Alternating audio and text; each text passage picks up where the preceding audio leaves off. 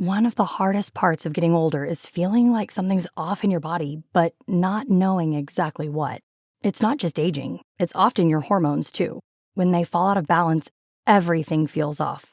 But here's the good news. This doesn't have to be the story of your next chapter. Hormone Harmony by Happy Mammoth is an herbal formula made with science-backed ingredients designed to fine-tune your hormones by balancing estrogen, testosterone, progesterone, and even stress hormones like cortisol. It helps with common issues such as hot flashes, poor sleep, low energy, bloating, and more. With over 40,000 reviews and a bottle sold every 24 seconds, the results speak for themselves. A survey found 86% of women lost weight, 77% saw an improved mood, and 100% felt like themselves again. Start your next chapter feeling balanced and in control. For a limited time, get 15% off your entire first order at happymammoth.com with code NEXTCHAPTER at checkout. Visit happymammoth.com today and get your old self back naturally. This is your before and after story. Southeastern College can help you prepare for a secure and fulfilling career in the growing healthcare field. We offer a wide range of careers to choose from. So whether you want to be a medical assistant, medical billing and coding specialist, nurse, surgical technologist, or another healthcare career, we've got you covered. Become a vital part of a healthcare team and make a real difference. Southeastern College, your future is bright. Visit sec.edu to get started. Coming up on episode 293 of Wheel Bearings, we've got the all-new Toyota Prius Prime, the Ford Expedition, the Mercedes-Benz EQE SUV, the Toyota Corolla Cross Hybrid, the 2024 Jeep Wrangler refresh, and also the Ram 1500 Rev, the new Hyundai Kona and Kia EV9, streaking in front of your Tesla, and Cruise versus Waymo. All that and more coming up next.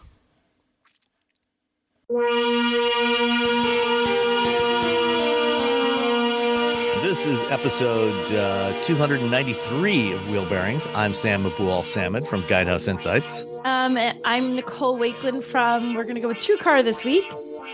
And I am Roberto Baldwin from Engadget. Let's begin with Nicole. Oh, you're terrible. You did that to me just as I said I literally just said to him, everyone, I'm still pulling up the details because I don't have a Monroney. Let's start with Nicole. You shaking my fist at the screen. Okay. I have a 2022 Ford Expedition this week, which is gigantic. A big truck. It's big truck. So everything about it, I'm like, it's big. Seats are big. Stepping up is big. Back seats are big. Third row. Guess what? Big. Everything big. Is about this. But you know what? Yeah. It's not as big as a Wagoneer. It is. Is it not really as big as a it's like 4 inches shorter. Wait, then the Wagoneer or the Grand Wagoneer? Both. I mean, the Wagoneer and Grand Wagoneer they're the same. I'm thinking XL. Yeah. So the Wagoneers are 4 inches longer than the Expedition and 4 inches wider. It definitely, the Wagoneer feels like it feels on a highway, like driving through the tunnel in Logan. The Wagoneer feels like you're going to take sidewall with you. This, when I drove it through the Sumner Tunnel, did not feel quite as scary. So there you go. So it is huge. And I did exactly say, I feel like when you have a pickup truck, you have to haul mulch.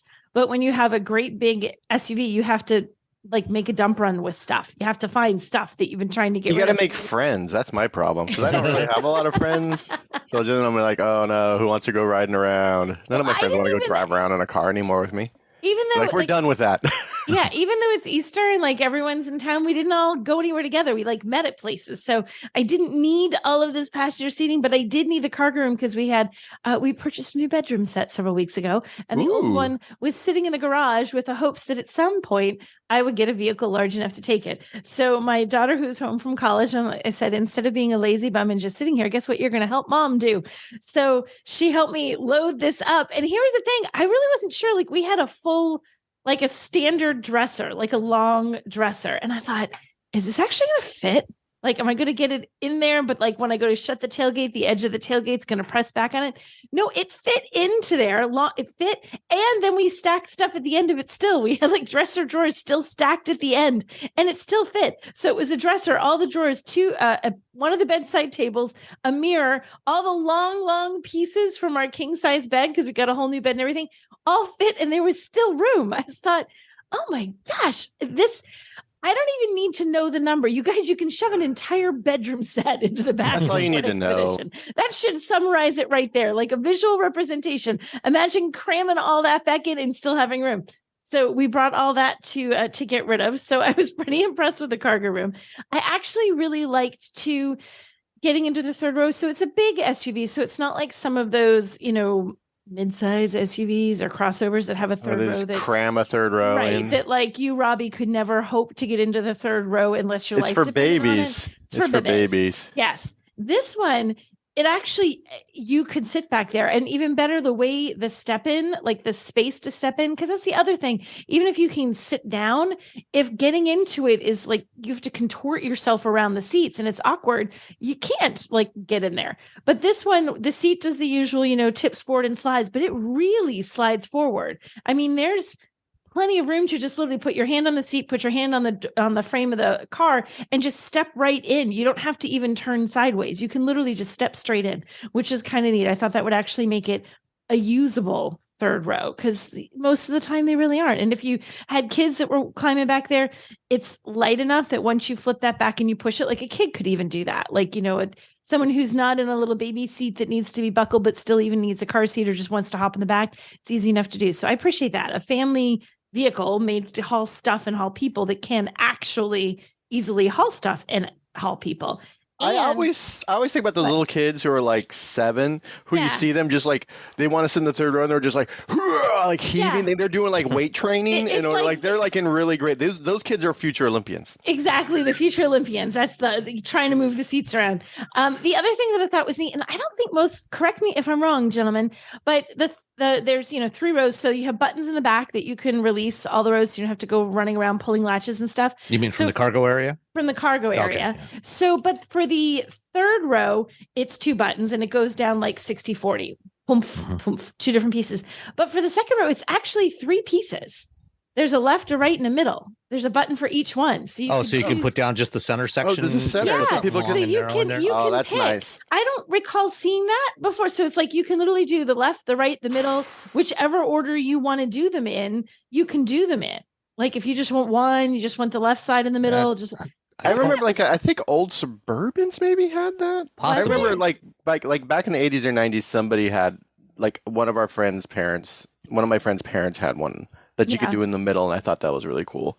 It was really neat that you could just flip down the middle seat if you wanted, and then you could have something long pass through from the back, but still have 2 full seats on either side. I thought that was kind of neat. I mean, if you're someone who's buying this and you want all this space, and clearly you have plans to put all sorts of stuff and people in there, and I thought that was one extra little piece of versatility to let you carry whatever kind of like complications of people and cargo that you want.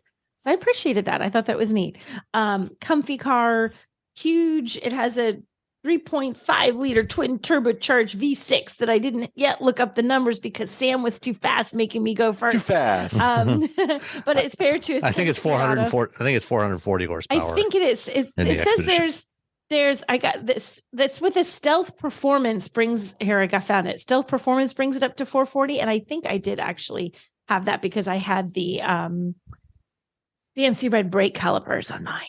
It's very fancy. Very stealthy. Very stealthy. Wait, You'd never notice the bright. Is the stealth package, but it has red? I think the stealth package actually adds red. The opposite of stealth. Details, Robbie. Details.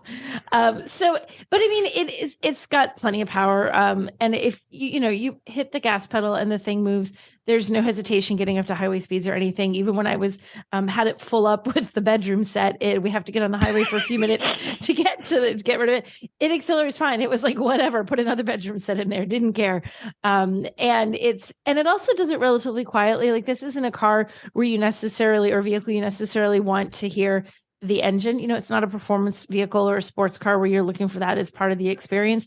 You hear it, it's working, it's doing its thing, but it's never this intrusive, angry sound that's going to disturb like the kids that are trying to sleep in the second and third row, which is also a nice thing in an SUV. So I really like it. Now I don't have a Monroney, so I don't have all the pricing broken out, but it starts for your cheap version for the 22 at about $55,000 and tops out at $80,900. So in the 80,000-ish range. And that platinum is actually more expensive than what I believe was what I was driving, which was a limited Stealth Performance, which is like a couple $1,000s less, with its stealthy red brake calipers. Yeah. And you get the giant touchscreen like that.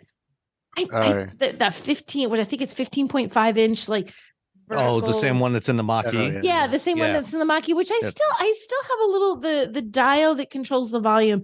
I still find it looks like like the puck from an air hockey table. Like I should be able to slide it around, like kapoom, kapoom, and like knock stuff around, like it should move.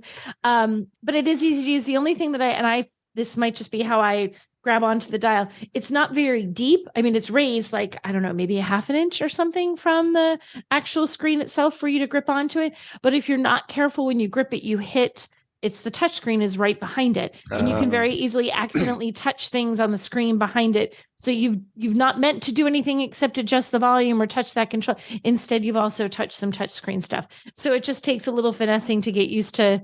Like you have to just grab the edges of it. If you grab too far in, you will accidentally do stuff on the touch screen. Whoopsie. So that was, I'm not a super big fan of that little control knob mostly for that reason, because I just find that it looks slick though. It's like it looks there. Kind of, but do you not see the air hockey table thing? Does it look like you should be able to slide it around? Like, I think I just like it. I think I'm just enamored with like, oh look, there's a circle in the middle of the touchscreen. That's literally how helpful is it? I'm like, I don't know, but it looks really cool. Check it out. Cool. The GMC is putting the same thing on the Sierra EV. I mean, it's literally the exact same kind of system. Yeah. It's glued onto the screen. Yeah. And the knob itself acts as a capacitive controller. So if you pried the knob off, you could, or if it fell off, by accident or wasn't properly glued on, you could just use your finger on there and do and just swipe it around. Like an iPod? Yeah. Like the capacitive touch iPod wheel? Yeah. Yeah. If you can see, me and Robbie are now making little circles. We're making the little circles, and we all remember. Like. No, I know what it looks like because I still have one of those iPods in a drawer upstairs. I have one. Wow. I'm always trying to get to work. Like I used to have a bunch of them. I don't know where they all went. Because I used to buy them and fix them. Yeah. Did you really? People would get their iPod and then it would break, and then I would buy them for like $30-$40, and they'd always be sad because the iPod was like this one thing that had everything. It had your entire personality was in this little white that iPod, box. that little tiny white square. And so I would go to their house and pick it up, and they'd be like, "I'm kind of sad." I'm like, "Yeah, I get that a lot." I'm like, "Here's your $20," and then I take it home and then I'd fix them. Because usually like there was a battery issue, in there, or there was an issue drive. where you had to have like just a little bit of pressure. So if you put a business card in there, it would make it work again. Like you'd open it up, shove a business card in it, close it, and then it would work for like a good 8-9 more months. That was your fix? Did you ever take one of those and put like an SD card in there in place of the little 1.8 inch hard drive? I haven't. I have a couple. I want to do that with the ones I have somewhere around the house. We have but they're great because you can still like you just plug it in. And now I just use old iPhones for iPods. I just put everything on the iPhone. Old iPhones. I don't have any old tech. I throw it away as soon as it's done with its useful life and the new one has come to my home. I'm like, goodbye, old one. Yeah. No. Everything still has a useful life somewhere, somehow, eventually. It's just a matter of time until you discover what that new use is. The giant tubs of random electronics that my husband has kept over the years are testament to that. Is it cables? Cables, so many cables. Has he told your daughter that one day all of this will be hers? Right? One day you will have FireWire cables and FireWire 800 cables. Well, every now and then he pulls it like, what even is this? And he's like, oh yeah, we don't need this. No, this is old stuff. I'm like, oh, what is this from 1975? Yeah. You're finally getting rid of it? Go husband. You never know when you're FireWire PCI cards in there that you can put into an old computer? There. I don't even know what's in probably whatever that is, Sam. I'm sure he has one. Oh, FireWire. All the FireWire stuff for music stuff used to be like super expensive, and now you can get it for like a nickel. Oh, jeez. Because it was just like for a limited amount of time, for a few years, FireWire was everything, and then they're like, oh, we can just make USB faster. Like, And then Intel couldn't charge a huge licensing fee for it because that was their technology. And, poor Intel. Well, I think they'll be fine. They seem to be. They'll be okay. They're struggling a little bit financially. They've been struggling for like 15, 20 years though. Yeah. All right. What did you drive, Mr. Baldwin? So I flew to Portugal where everyone speaks Portuguese and not Spanish, which breaks my brain, by the way. My mom is Mexican, so I speak some Spanish. And so when people are speaking Portuguese, my brain immediately tries to figure out what they're saying, and it does not work. Anyway, Portugal is wonderful. You should go visit. While I was there, I drove the EQE SUV. This is the smaller luxury SUV, electric SUV from Mercedes-Benz.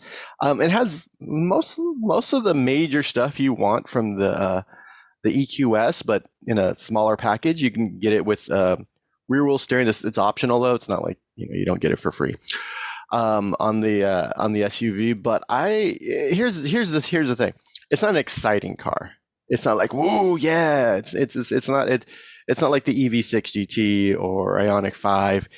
But it does sort of it fulfills the promise of luxury in an electric SUV from Mercedes-Benz, and that's really all it needs to do. And it's kind of like the E-Class. It's just like it's not an S-Class, but you're still going to get a nice little. You're getting a nice car, and that's essentially a nice car. And you're there with all these people, all these other journalists, and we're all you eventually start talking about the car, and you're like, it's not exciting. It's not like really sporty. And, you can get the 500 or the 350. But you're not. No one's flying around corners in this thing. No one's like, yeah, I'm riding 10/10. You're driving around town. You're picking up the kids from the private school. You're throwing lacrosse sticks. I don't know what they're called. Are they called sticks? Anyway, I'm assuming people who buy Mercedes, their kids play lacrosse. That's my guess. Or soccer, and you're throwing it in the back. Lacrosse sticks. Just you were correct. Sticks. Thank you. I googled. Lacrosse sticks. There's plenty of there's plenty of headroom, which is one of the problems I have with the EQ sedans, especially in the rear seats. You got to be kind of careful back there because if you're tall, you're hitting your head. The SUVs that's why I think the SUVs are a better proposition for most people, just because part of that Mercedes-Benz luxury thing is that it's luxury for everyone. It's not just the driver. I will say that you can get the 350 Plus, which is a rear-wheel drive vehicle, or you can get the 350, which is in the 4MATIC all-wheel drive, and they are both the exact same price. Same price, which is I should have pulled up my bits of information to me. Nope, that's the wrong car. Sorry, I almost talked about a car I'm not allowed to talk about. Oh, you would have broken an embargo. I would have broken it. That would have broken that hurts my heart thinking about doing that. Hurts your heart. It does. The pain. $77,900. So you can get the 350 plus, just a regular, it's rear wheel drive, or you can get the 350 all matic for the exact same price. So here's the rub. So the 350 Plus has where's the range? 269. Nope, that's wrong. 253. Nope, that's wrong too. Oh no, that's right. 200. That's all right. It's 253 miles of range, but 350. The 4MATIC has 279 miles of range. Nope, wait. 350 for the regular one, 279 for the. At this point, guys, I would distrust everything. Oh, you know what? Everything I'm saying is a lie. I'm looking. The problem is that I'm looking at a script and not at a written up thing, and then by the time I actually read it out loud, I know the thing by heart, so I don't even bother looking at the who's it. Here we go. Now we're gonna get you some real numbers. I got the old press release. Oh, there we go. The official. The official. Here we go. If you get the EQE 350 Plus, this is the rear wheel drive. It's 279 miles of range. You get the 354 MATIC, 253 miles of range. Those vehicles both $77,900. If you get the 500, this is the more powerful vehicle. It gets 269 miles of range. So it's like right in the middle between the two. But it starts at $89,500. So you're spending about $12,000 more for this vehicle. And to be completely honest, you don't need the 500 power. I mean, it's there. I drove it. I drove all three of these vehicles. It did. Just save the $12,000 and throw like all-wheel steering on your 350. Done. That's what you would do. That's how you'd spec it out. That's how I would spec it out. They all come with a 90.6 kilowatt hour battery pack, and they all charge at 170 kilowatts at a DC compatible DC fast charger, which isn't great when you look at things from Hyundai, but Mercedes is still rolling that 400 volt system, which is the reality is, any public charging station you go to, odds are it's probably not going to be pumping out that much. That's all anyway. you're going to get anyway. You're going to get that much. You'll be lucky to get 170. Yeah, so especially if it's Electrify America. So there's that. The power differences between the vehicle, the 350 and the 350 plus, the 350 4MATIC and 350 plus both have 288 horsepower.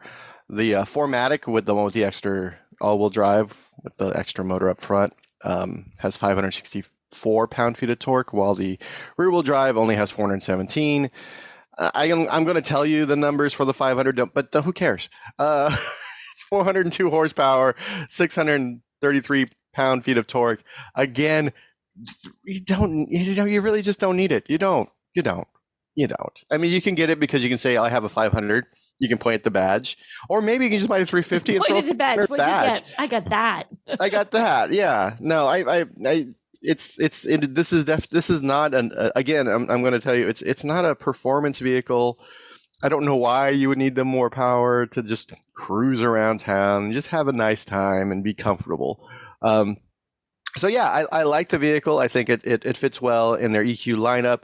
I still wish Mercedes would hurry up and get onto their. I think they're going 900 volt. I think they're they're jumping past 800. Yeah, right? I think that's going to be in their 2025 vehicles. Yeah, because when you talk about the EQ XX, that's a 900 volt vehicle, and they're like, yeah, everything that's in there is going to make it to our other stuff. So you're like, okay. They're like, wink, wink, wink.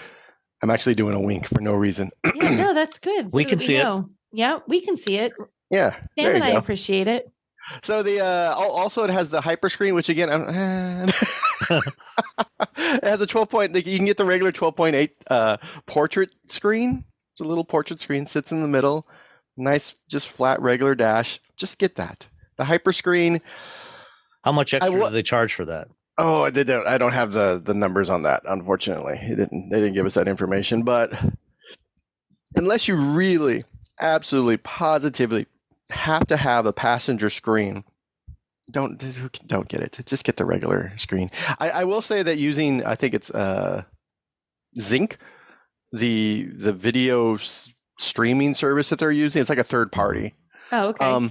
While I was driving around, I was able to watch Everything Everywhere All at Once in the passenger screen. Did you like that movie? I love that movie. I did. Oh, Nicole didn't like it. I did not. Michelle Yeoh is great. I know. It's too much, huh? Too much. What was the hands thing? The little hot dog finger thing. Oh, the hot dog finger thing. You're like, no. Once that happened, I'm done. What the heck? Yeah. Anyway, so I watched that movie, much to the chagrin of. The hyperscreen, it's, I don't know, if you dig it and you really want to watch a video and for some reason you don't own an iPad or an iPhone, then go for it. You have to use Bluetooth headset to listen to it, and they have a setting so if the driver tries to watch it, it turns it off. So I was in the car with Tim Stevens and he kept trying to test it, so I kept turning off my movie. Thanks a lot, Tim. MBUX is still probably one of the best infotainment systems out there on the market, and their voice assistant for me is still probably the best. I've always had good luck with it. So yeah, EQE SUV, and it's getting kind of difficult with these names because there's EQS, EQS SUV, EQE, EQE. I have a feeling. So I'm doing video, and I just keep saying AQS. I'm like. I have a feeling that in the next few years, as more manufacturers have more and more EVs in their lineups, they're just going to start dropping these EV special sub brands. Like Mercedes will go away from EQ. They just have to be part of the lineup. Hyundai will go away from Ioniq, and it'll just be it'll be like Kona EV, or E-Class EV. Yeah. or just E-Class at some point. That's the E-Class, and then they'll have because there won't be a gas version. Yeah, anymore. there won't be a gas version. So for now, it's just a little confusing. But in the future, it'll be less confusing. EQE SUV, a nice luxury SUV from Mercedes-Benz. That's exactly what it is. It's a nice time. That works. A luxury SUV from Mercedes. Sure. All right. Smartphones have gotten way more expensive over the past decade, and all it takes is one impact on a hard floor to make you wish you had spent a few bucks to put a case on it. Going online without ExpressVPN is like not having a case for your phone, and it only costs a few dollars a month. Nicole, Robbie, and I travel a lot for our work, and we spend a lot of time in hotels, coffee shops, airplanes, and of course the Delta Sky Club. Connecting to the Wi-Fi in any public places with shared Wi-Fi puts your data at risk because bad actors could be intercepting what you send and using it to steal from you. It only takes some cheap hardware to intercept Wi-Fi data, and even a smart preteen can do it. Hackers can make up to $1,000 per victim selling personal information on the dark web. ExpressVPN stops the bad guys by creating a secure, encrypted tunnel between your device and the internet. ExpressVPN uses state-of-the-art encryption that would take a supercomputer up to 1 billion years to crack. I have ExpressVPN on all my devices, including a MacBook Pro, Windows laptops and desktops, and Android and iOS phones and laptops, or tablets. When I want to be secure, I just launch the app, click once to connect, and my data is secure. As I said, I travel a lot for my work, and I have to connect to countless public Wi-Fi networks in many countries. I have ExpressVPN on all my connected devices so that whoever else is on the same network can't see any of my data. That's important because I often have to check banks, credit card accounts, and transmit client data that might be sensitive, as well as filing articles on news that might be under embargo. ExpressVPN protects all of it, and I've been paying for my own account for years. Secure your online data today by visiting expressvpn.com/wheelbearings. That's expressvpn.com/wheelbearings, and you can get an extra 4 months for free. expressvpn.com/wheelbearings. Are you feeling overwhelmed by hormonal changes? If you're a woman, you're not alone. With over 1,000 hormone disruptors in our environment, it's no wonder things can feel out of balance. On top of that, natural changes like PMS, menopause, and other life stages can leave you feeling tired, irritable, and trapped in a constant battle with your body. But here's the good news. You don't have to suffer through it. Hormone Harmony by Happy Mammoth is here to help. This herbal formula fine-tunes your hormones, balancing estrogen, testosterone, and even stress hormones like cortisol, which can contribute to weight gain, racing thoughts, poor sleep, and more. With over 40,000 five-star reviews and a bottle selling every 24 seconds, the results speak for themselves. Ready to feel like yourself again? For a limited time, get 15% off your first order at happymammoth.com using code NEXTCHAPTER at checkout. Visit happymammoth.com today and get your old self back naturally. Everything is better on a boat, and your vacation is no exception. This year, experience the world's most beautiful destinations aboard your own private yacht charter with the Moorings. Our fleet of modern, custom-designed yachts is just one reason we were recently voted Best Caribbean Yacht Charter Company by readers of Caribbean Journal. So when you next explore the Virgin Islands, the Bahamas, or elsewhere, don't accept anything less than the Moorings. Your vacation time is precious, so make the most of your freedom on the water. Book your perfect charter at moorings.com. Nothing less than the Moorings. Did you know you can support Wheel Bearings directly? Head to patreon.com/wheelbearingsmedia and you can become a patron today. Your contributions will help fund the platforms and tools we use to bring the podcast to you. And exclusives and improvements are already on the way thanks to your generosity. So if you want to be part of an automotive podcast like no other, head to patreon.com/wheelbearingsmedia.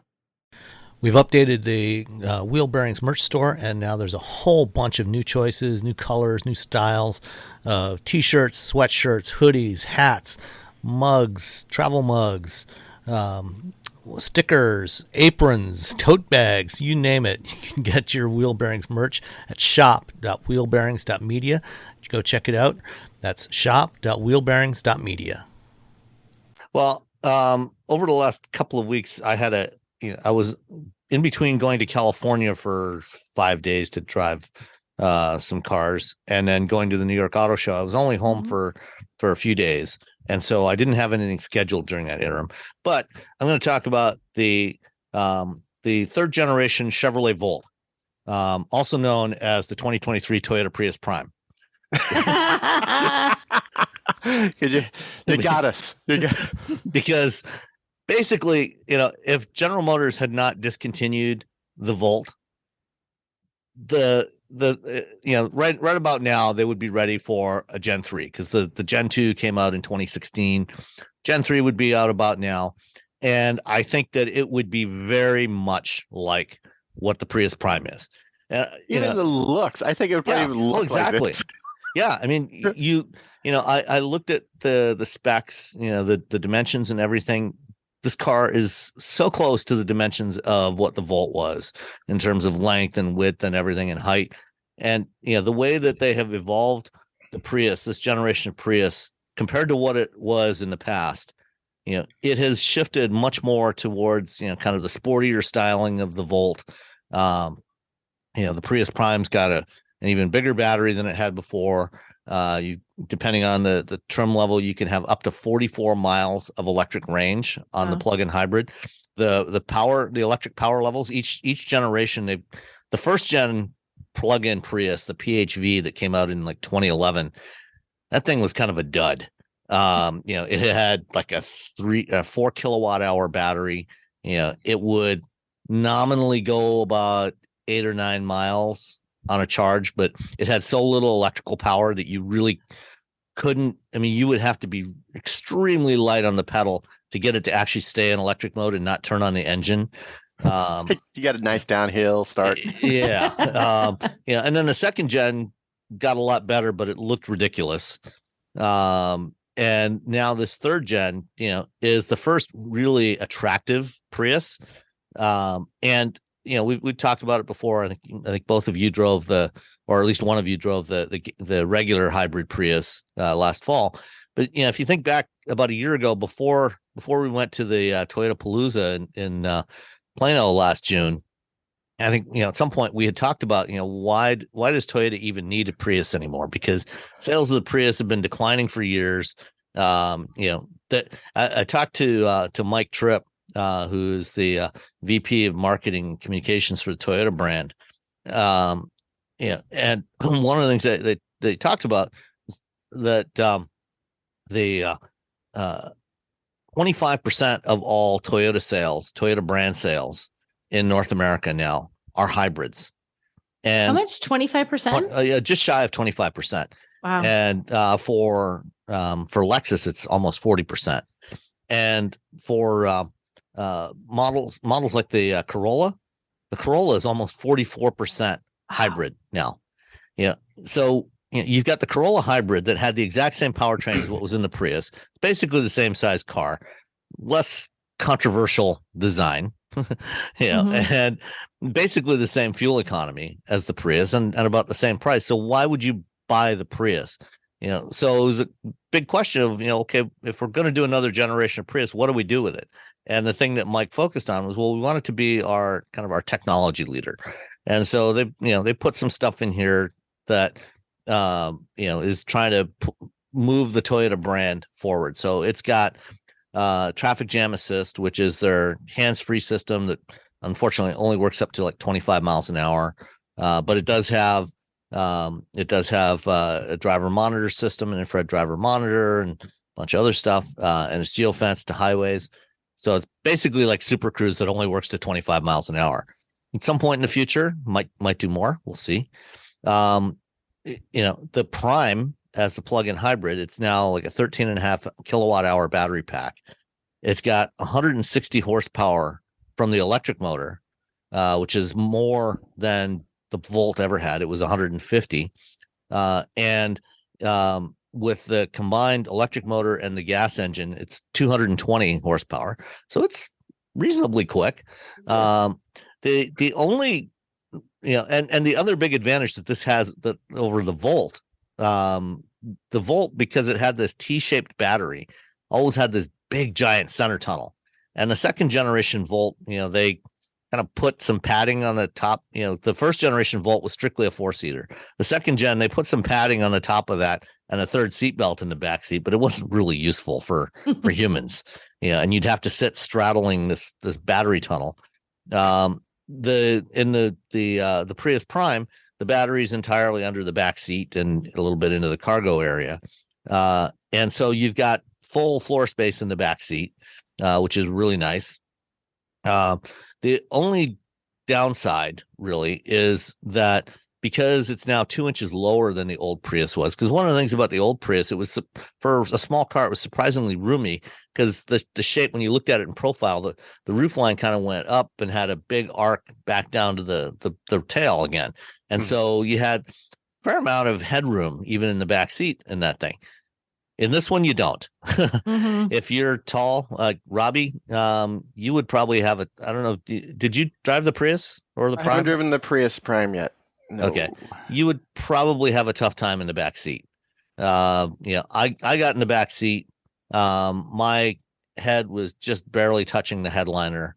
Plenty of leg room, but not a lot of headroom. And so that could be a problem for some people. The other main complaint I had about it is they went with basically the same. So the Priuses in the past always had this long, narrow strip across the center of the dash for the gauges and nothing in front of the driver.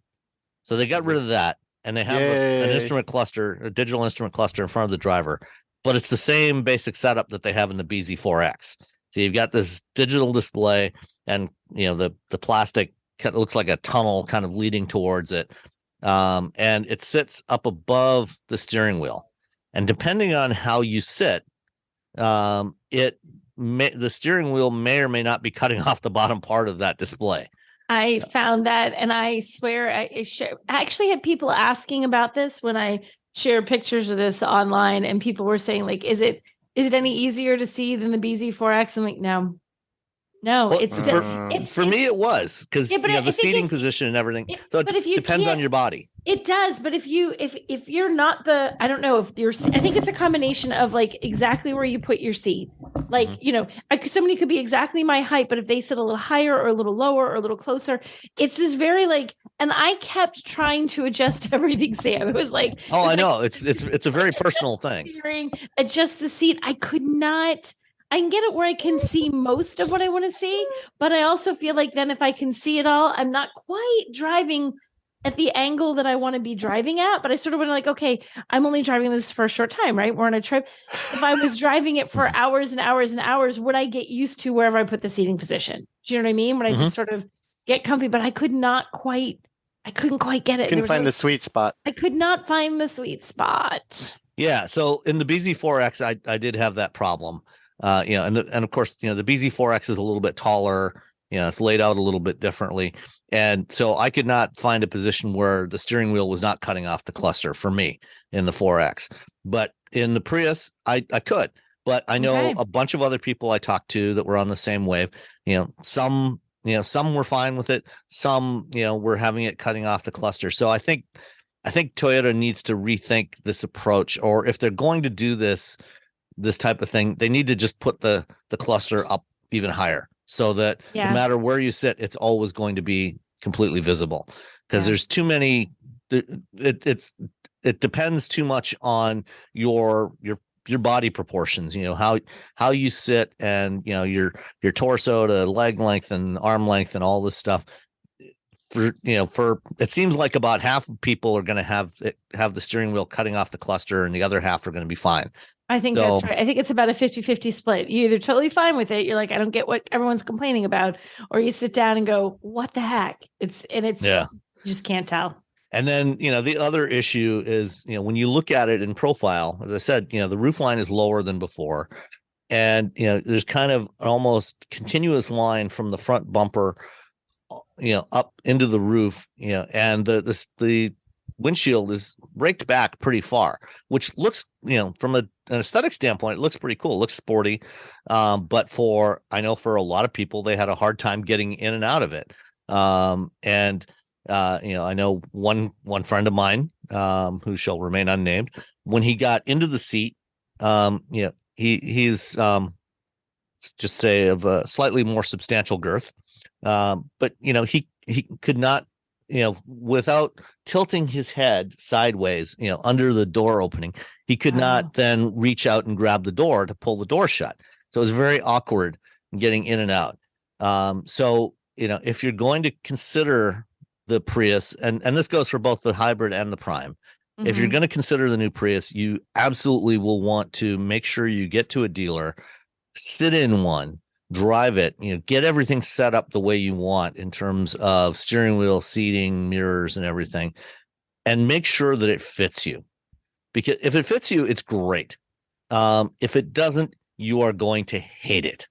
So make sure you try it on for size, because this is one of those cars that it's for a lot of people, it's just not going to fit right. And that's the way it is. And that's why you absolutely need to go check everything out in person before you sign for a $30,000 to $40,000 car.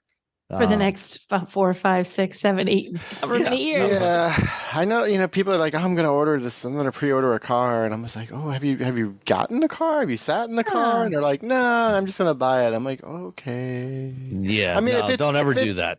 If you're the type of person who's like, if you're getting a Bronco, something you could flip. Yeah. Then I'm like, all right, fine, because you're going to be able to flip it. But if you're like, oh, I'm going to get the new, Prius Prime, I don't think people are going to be flipping Prius Primes. You don't think?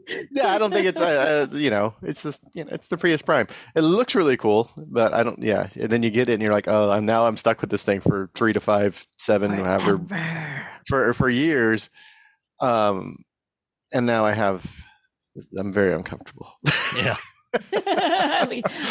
I'm very uncomfortable in this car. I'm sad. So it's fine. The Prius Prime comes in 3 trim levels: the SE with 17-inch wheels, or the XSE and XSE Premium with 19-inch wheels.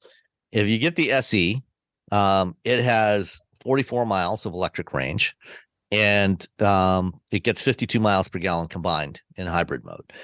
If you get the XSE or XSE Premium with the bigger wheels, you get 39 miles of electric range and 48 miles per gallon, which is still excellent. So you're looking at 40 miles, and I drove the XSE Premium and an XSE on a rainy day in Southern California, and I was averaging 3.1, 3.2 miles per kilowatt hour, which worked out to just over 40 miles per gallon, or 40 miles of electric range on a full charge, because it was at like 94% when I took it out, and it's about 14% when I brought it back. You can easily drive it in electric mode, 160 horsepower electric.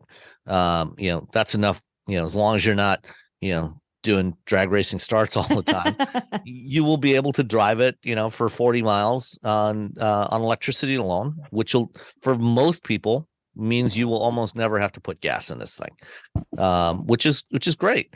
Pricing starts at $32,350 for the SE, goes up to $39,170 for the XSE Premium. And since this was a first drive, we didn't have Monronis or anything. But do you want to take a guess at the destination charge that Toyota charges? $995. Ooh, look at the same time. $1,295 and $1,200. I said $995. Oh, $995. Oh, Nicole wins. It's $1,095. Yay, Nicole! Go me. I'm just happy when you win. So all in, all in on the XSE Premium, you're looking at $40,265, which is not cheap. But for a plug-in hybrid with 40 miles of range, this is what does Toyota refer to as the most flexible electric vehicle you can get. Which is true, because electrified vehicle or electric vehicle. They called it electric. Of course they did. Because you can drive it electrically for most of your driving, and then just keep driving. Sure. I I can call my Jaguar an electric vehicle. It has electrics in it. It has a battery. But it doesn't have electric propulsion. Technically. I mean, if I just push it forward while the maybe battery... they called it electrified. I can't remember. But okay. At any rate, it's a It's a really nice car. If it fits you. Nicole, did you have any other thoughts on it? Me, the thing that I noticed, I mean, I pretty much agree with everything you said. I think the big thing for me was that tunnel. I'm just not a fan of. So it's like a video game. It's like a video game. Like the when you went to back when we used to go to arcades and you could play car games, it looks like kind of like that. Like you sat down and like it had like a weird setup because you're driving in the future at some point. Yeah. Yeah, it's definitely always, always test drive everything forever, always, but especially this one. Yeah.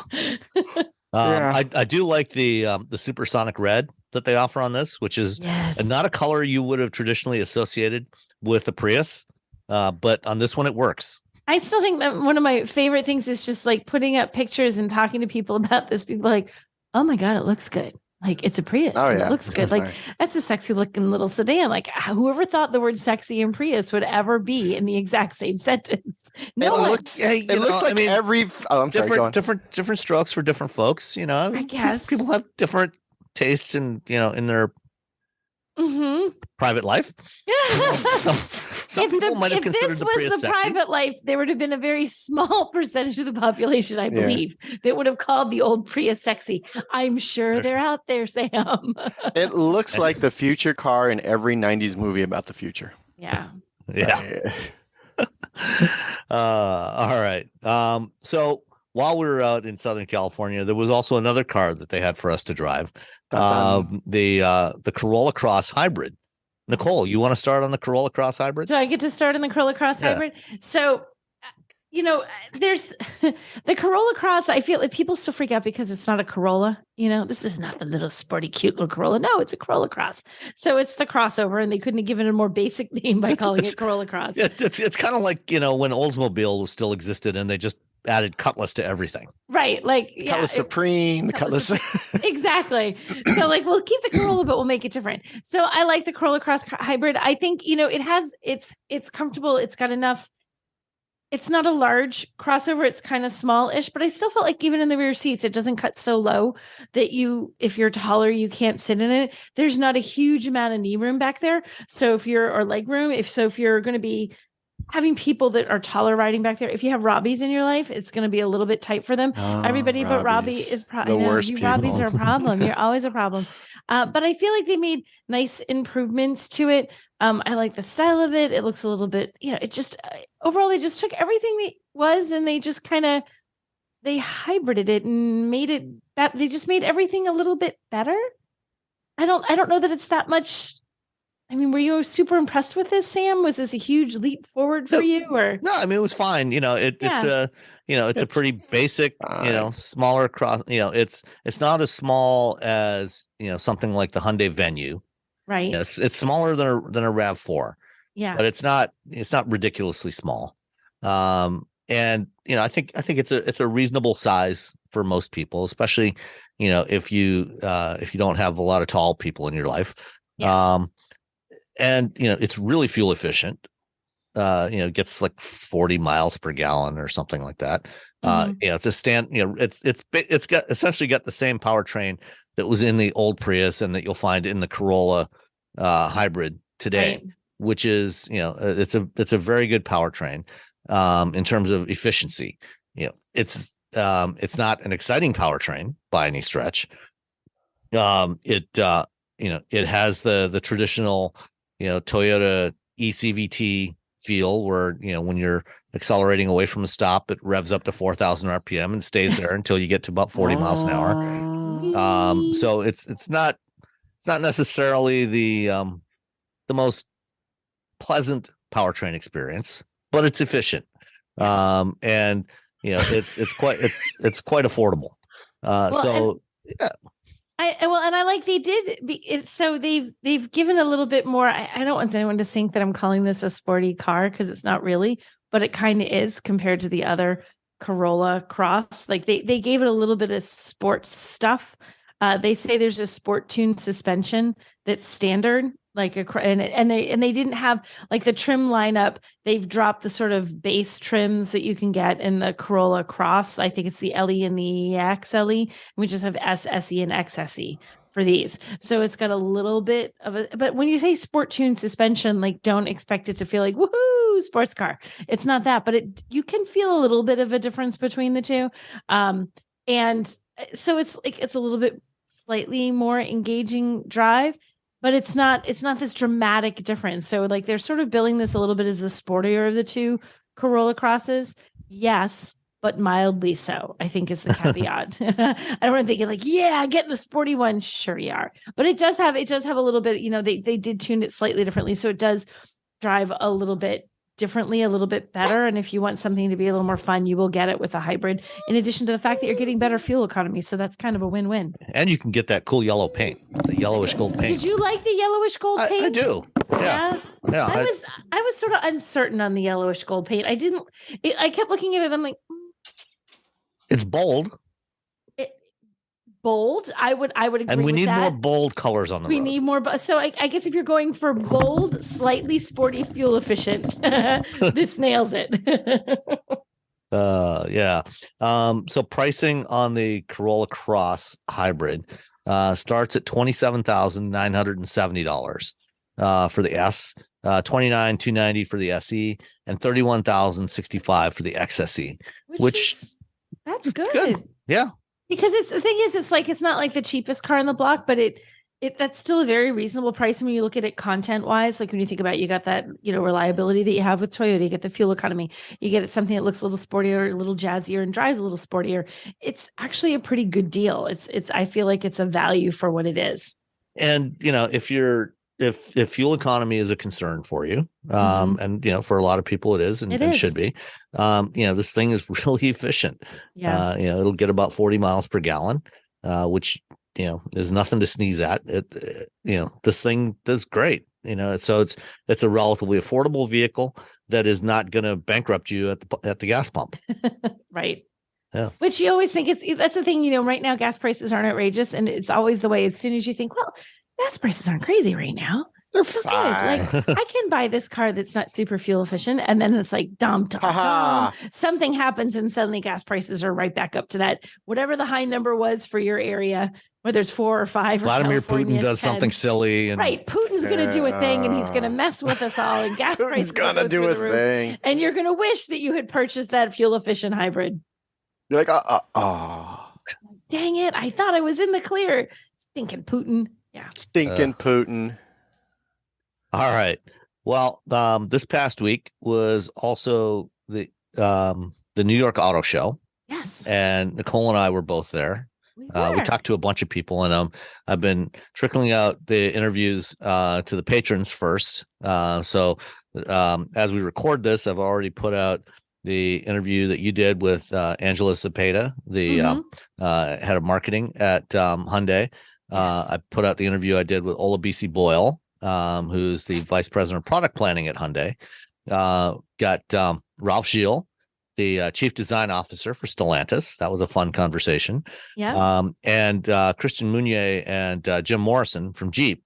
And there will be more coming out over the next week. And eventually I'll add these into the main show as well. But if you want to hear them now, you can join us as a patron and support the show and hear those early. This is your before and after story.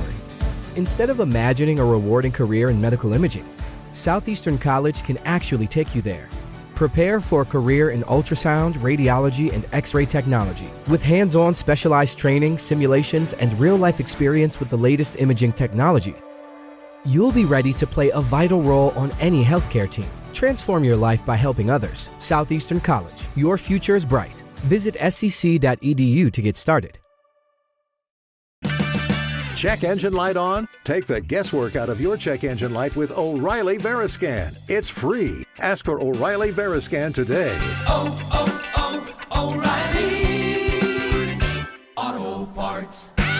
Have you ever killed a houseplant before? Don't worry, you are not alone. But what if I told you you're not destined to be a plant killer? What if I told you you could not only fill your home with gorgeous, luscious, happy, thriving plants, but live a happier life through caring for them? Hey, new plant friend, my name is Maria. I am a former plant killer turned happy plant lady and host of the Growing Joy with Plants podcast, where it is my life's mission to help you grow happy plants and thrive alongside them. Because when you learn to care for plants, you really learn to slow down, connect with nature, and nurture yourself too. Each week, I share expert tips, inspiring conversations, and soulful planty wisdom to help you grow a greener, happier life. So if you're ready to turn your plant struggles into plant joy and get the green thumb you've always dreamed of, search Growing Joy with Plants wherever you listen to podcasts and hit subscribe. That's Growing Joy with Plants podcast. Let's grow some joy together.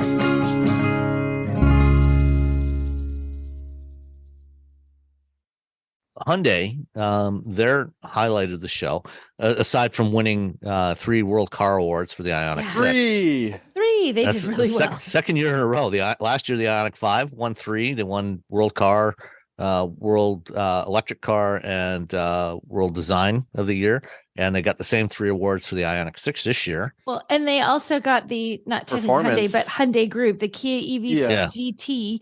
One performance, which is just, that one freaks me out in the best way possible, because like it's this really Kia, it's this like chill mainstream brand, and we're gonna build this EV, and it's like, and you're the performance vehicle of the year. That's something. Yeah. When I drove that car, my first thought was, it's like a baby Taycan. Yeah, like a little baby Taycan. It's like a little baby Taycan. I really like that car, that EV6 GT.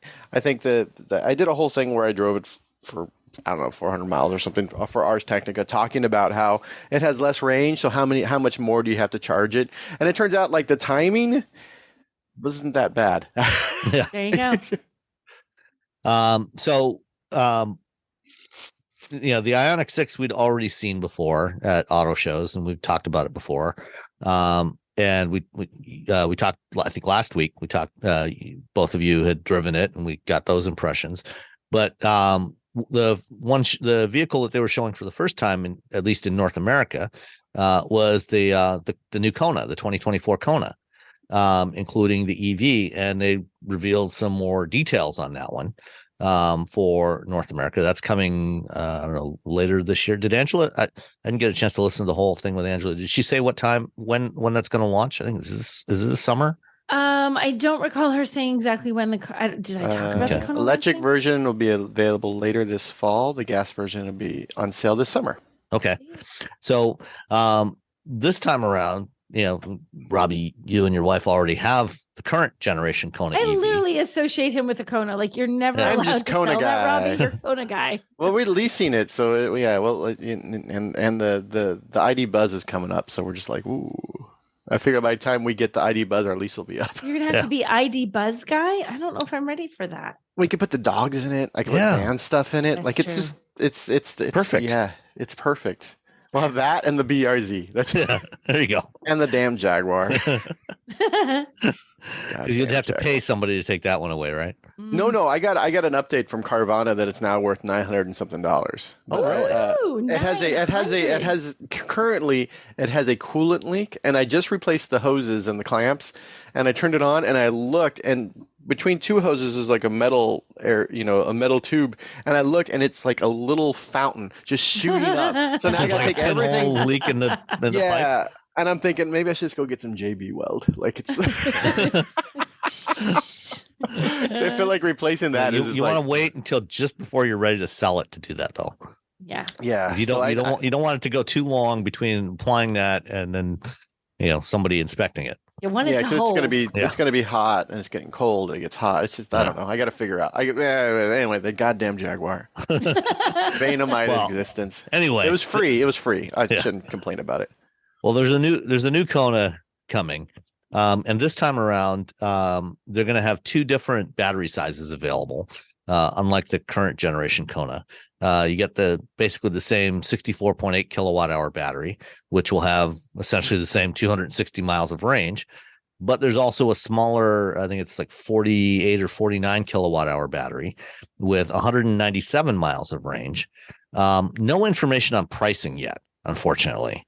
And this isn't the full eGMP platform. So this is more like with the Nero EV, the new Nero EV, where it's taking some pieces from eGMP and some, carryover stuff from the current generation EVs. So it's a 400 volt system. It goes charges from 10 to 80% in 43 minutes.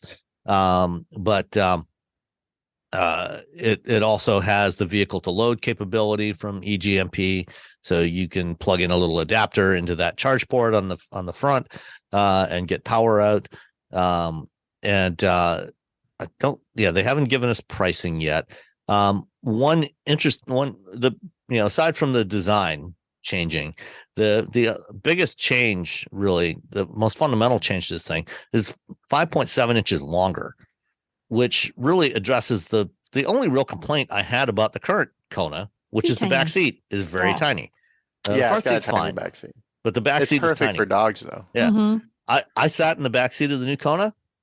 I was perfectly content. Had enough headroom, had enough knee room, so I would be good with the Kona EV. And I also, again, like the yellow color on this one. It's a different yellow than what's on the Corolla Cross. This one has a little more hint of a green to it.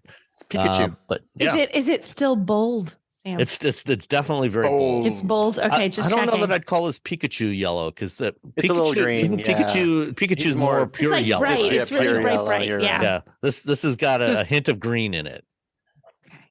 Okay. And but I like it. I like it a lot.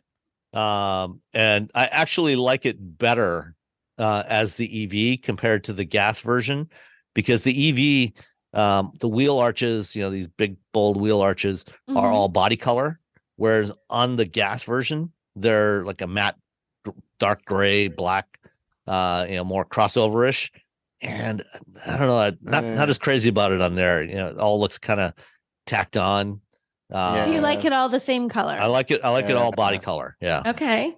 So I would definitely go with the EV look. And what do you think?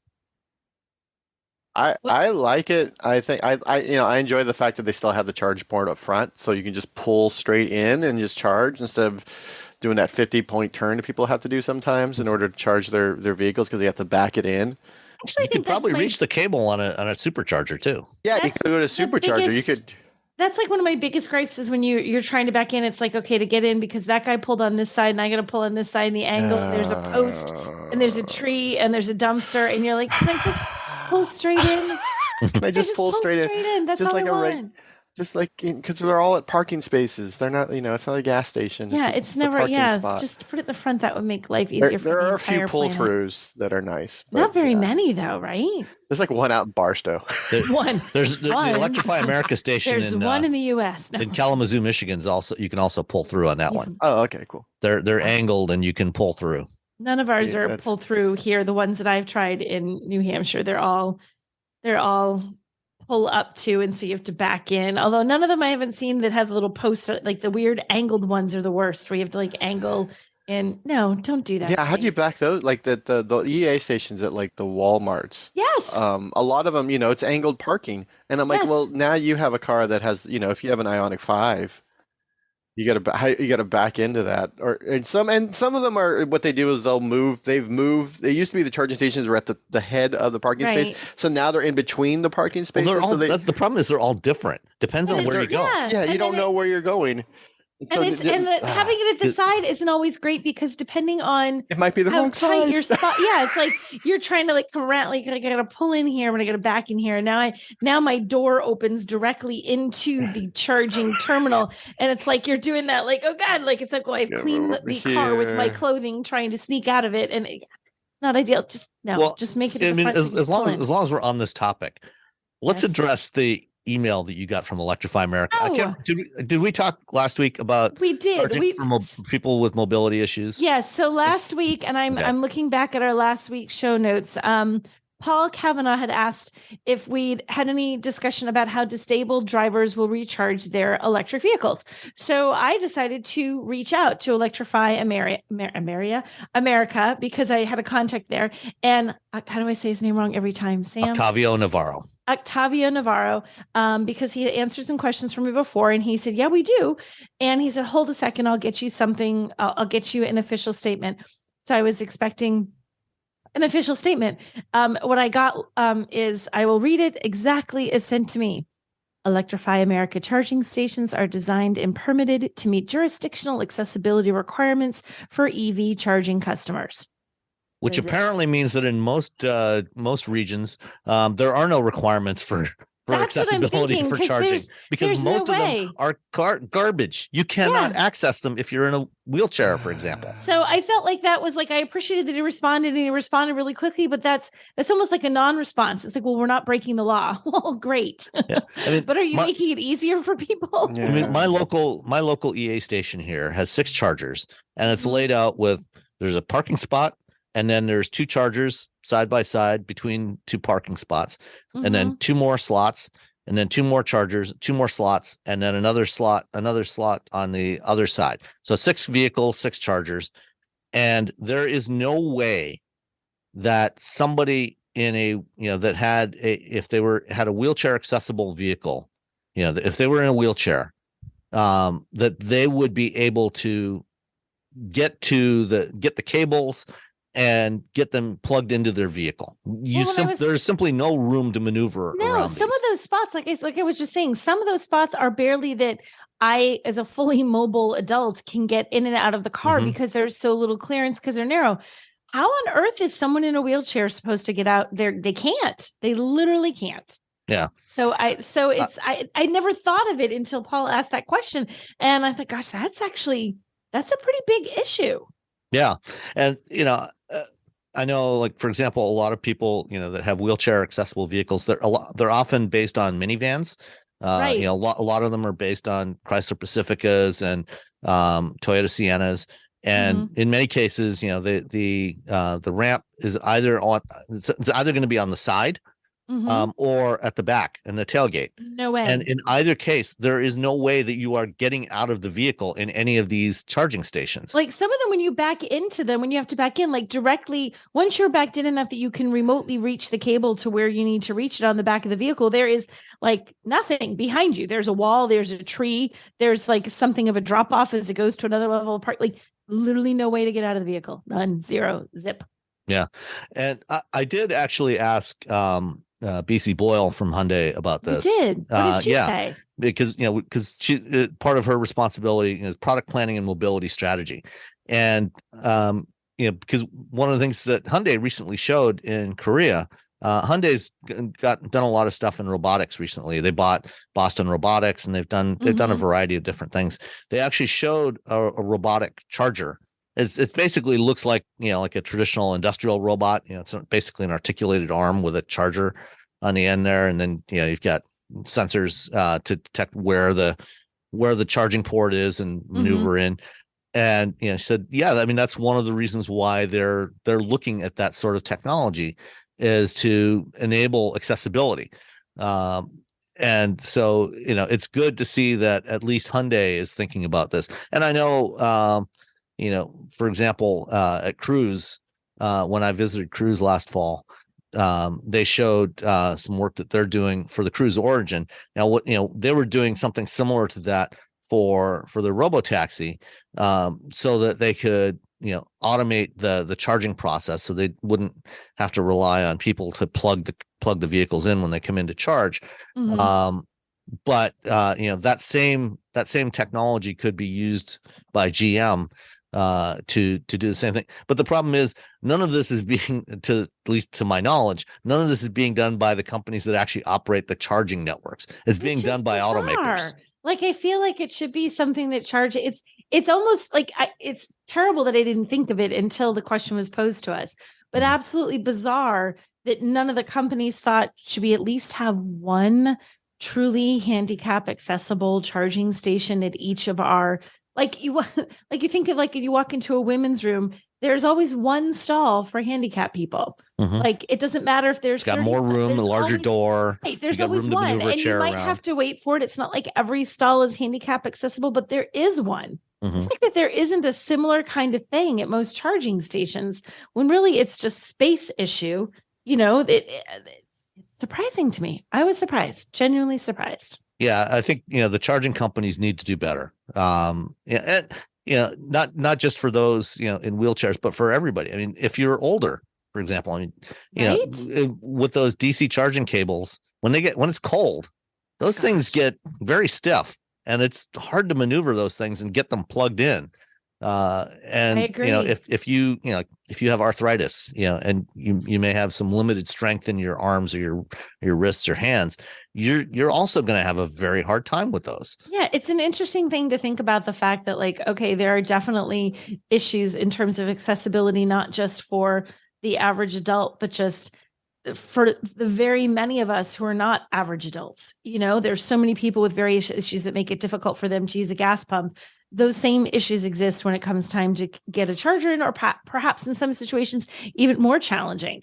And there's nothing that I've seen that really addresses this. The other thing you mentioned, gas pumps. So you go to a gas station, there's always, even if it's, if you're outside of New Jersey or Oregon, where you're still not allowed to pump your own gas, there's somebody working there. There's an attendant there, working in the convenience store. The little thing that says push a button if you need help. Yeah. Right. And they can come out and assist you. So if you're in a chair, instead of getting out of the vehicle, you can get some assistance. Almost none of these charging stations are in that sort of scenario. So we need more of that. You literally have to rely on the kindness of a stranger to a point. Like, if you saw someone who was struggling at or was in a situation like, hey, do you want me to plug in your car for you? But what if you're there and there's no one there? Like, I think we're all good people, and we would help other people when we see they need help. But what if you're not? What if there's not anybody there to help you? Like, literally, you would have to have just some other person who happened to be charging their vehicle at the same time and noticed, hey, that guy needs some help. He's never going to be able to plug that in that way. Let me see if I can give him a hand. All right. Let's jump to the other side of the Hyundai Motor Group fence with Kia. They showed the EV9 publicly, at least in North America, for the first time. I don't know if they've showed it in Korea publicly. I don't but so. We got to see it. We got to sit in it. And it's pretty cool. We've had questions in the past about, electric 3-row utilities. And right now, it's pretty limited. You've got the Rivian R1S, the Mercedes EQS, the Tesla Model X, although the third row's, very limited headroom. And that's basically it. I think I can't think of anything else right now except those three. And they're all, $100,000 plus vehicles. Right. And the EV9, is a Telluride sized vehicle that is probably going to start somewhere around $50,000. That's what the guess is. Yeah. Yeah. And, probably go up into mid to upper 60s maxed out. You saw the EV9 in Korea. I did. You've had time to spend a little more time with it in New York. What'd you think? Yeah, I mean, I got a really a good deep dive of it when I was in Korea, and then to see it in New York, they had a better color in New York. They had very plain colors, and they had this sort of blue color, the one that they had on display in New York, that looked really good. I liked this from the beginning. I mean, it's such a neat proposition in terms of giving families who aren't necessarily looking for a luxury option, who are on a budget, who need a 3-row vehicle, they can get it with this. Like, yeah, there's cheaper options out there, but like starting at around 50, that's not crazy for a 3-row SUV. That is affordable. That is like, if your family is looking at that, it's not like you're going to get one for 20 grand. You know what I mean? So it's in the realm of affordability for people. I think this, the technology that it has with those, I love how the infotainment screen, like it's the infotainment and then a small screen that is HVAC, and then your digital instrument cluster, and it's like one big screen, but it's technically 3. It looks like 1 as you glance at it across the dashboard. I think that looks good. The versatility of it with how that second row seats move around. Not in North America, though. Yeah, I know. That's not North America. We don't get the swivel seats. We don't get the swivel seats. We don't get it, but I loved that. So like maybe someday, who knows, whatever safety, whatever reason, but it's still, it's just safety. But it's overrated. It's overrated, but just the openness of it, the comfort of it, the features.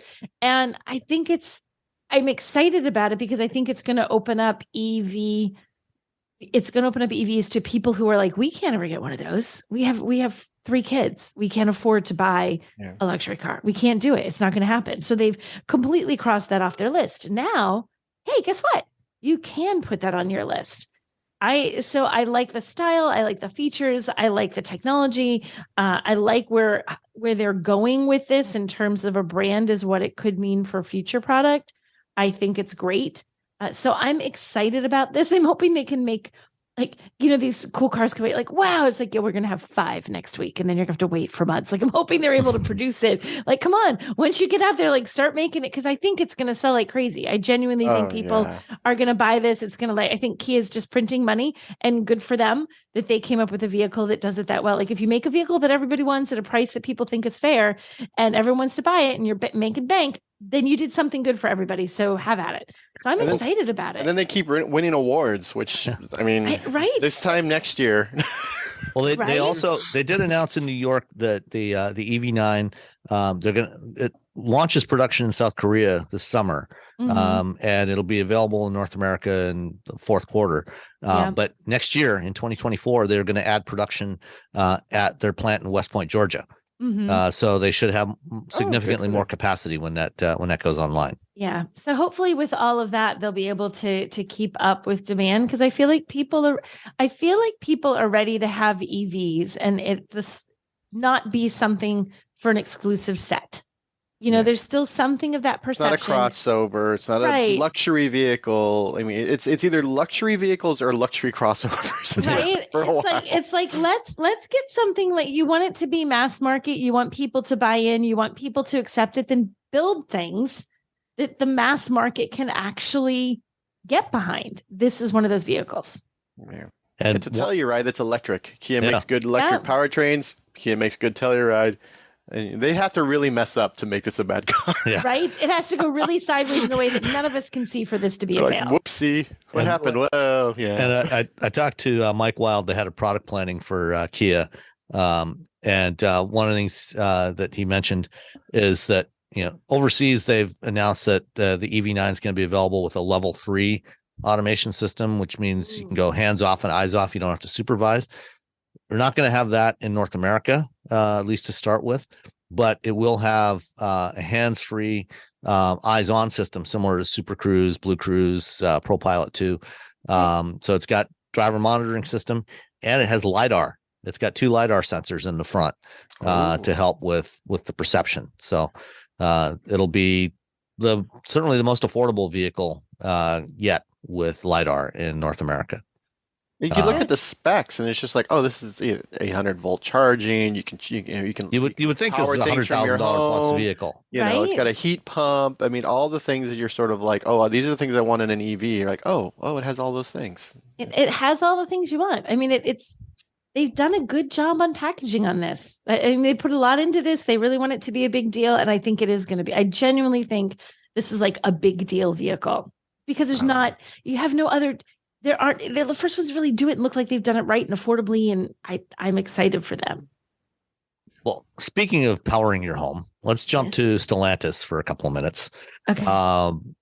We saw the 2024 Jeep Wrangler, which looks pretty much the same as the 2023 Wrangler, but does have some important updates to it. And also, we saw the Ram 1500 Rev, the EV, for the first time in public. So Wrangler, mid-cycle refresh, all new interior, 12-inch screen, and they now have power output from the charge port with the power box. And the power box is basically like a fancy power strip that plugs into your charge port on the Wrangler 4xe and gives you 4 outlets with up to 3.6 kilowatts of power. And you can also order the Wrangler from 2024 with a front bumper that includes an integrated 8,000-pound Warn winch. First time it's been available as a factory fit. So it's been crash tested and everything. It's got a bumper that's specifically designed for this. Any thoughts on the updated Wrangler? I mean, I think it's just like it takes what was already a pretty darn good off-road vehicle and gives a few more little like bells and whistles. I think it's good. I think the bigger screen is good. I think the winch is cool. And having that power box that's a big deal because these people are out and about wherever they are on the trail. That's kind of a cool feature if you needed power for something. Yeah. The other thing from my conversation with Christian and Jim is the take rate for the 4xe, the plug-in hybrid, is now up to 38%. Oof. And for 2024, they're adding 4xe to the sport trim, the more affordable trim. And they are projecting that they're going to get to over 50% penetration for the plug-in hybrid on the Wrangler next year. Somehow this just doesn't surprise me. I mean, it's been a really well received vehicle from the minute it came out. I don't know what the numbers are now. At one point in time, it was the best selling plug-in hybrid. It still is. And the Grand Cherokee holding that? The Grand Cherokee 4xe is number 2.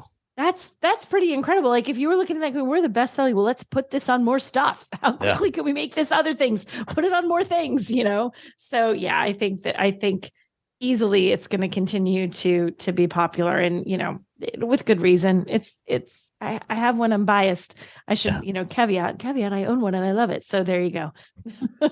I just like all the knobs and the buttons and the switch, everything. Yeah. All the little switches and things. All the little switches and things. You're like, turn this, twist that, push that in, do that. Oh, the doors come off. Yeah. Yeah. There's all sorts of cool stuff. Shift this.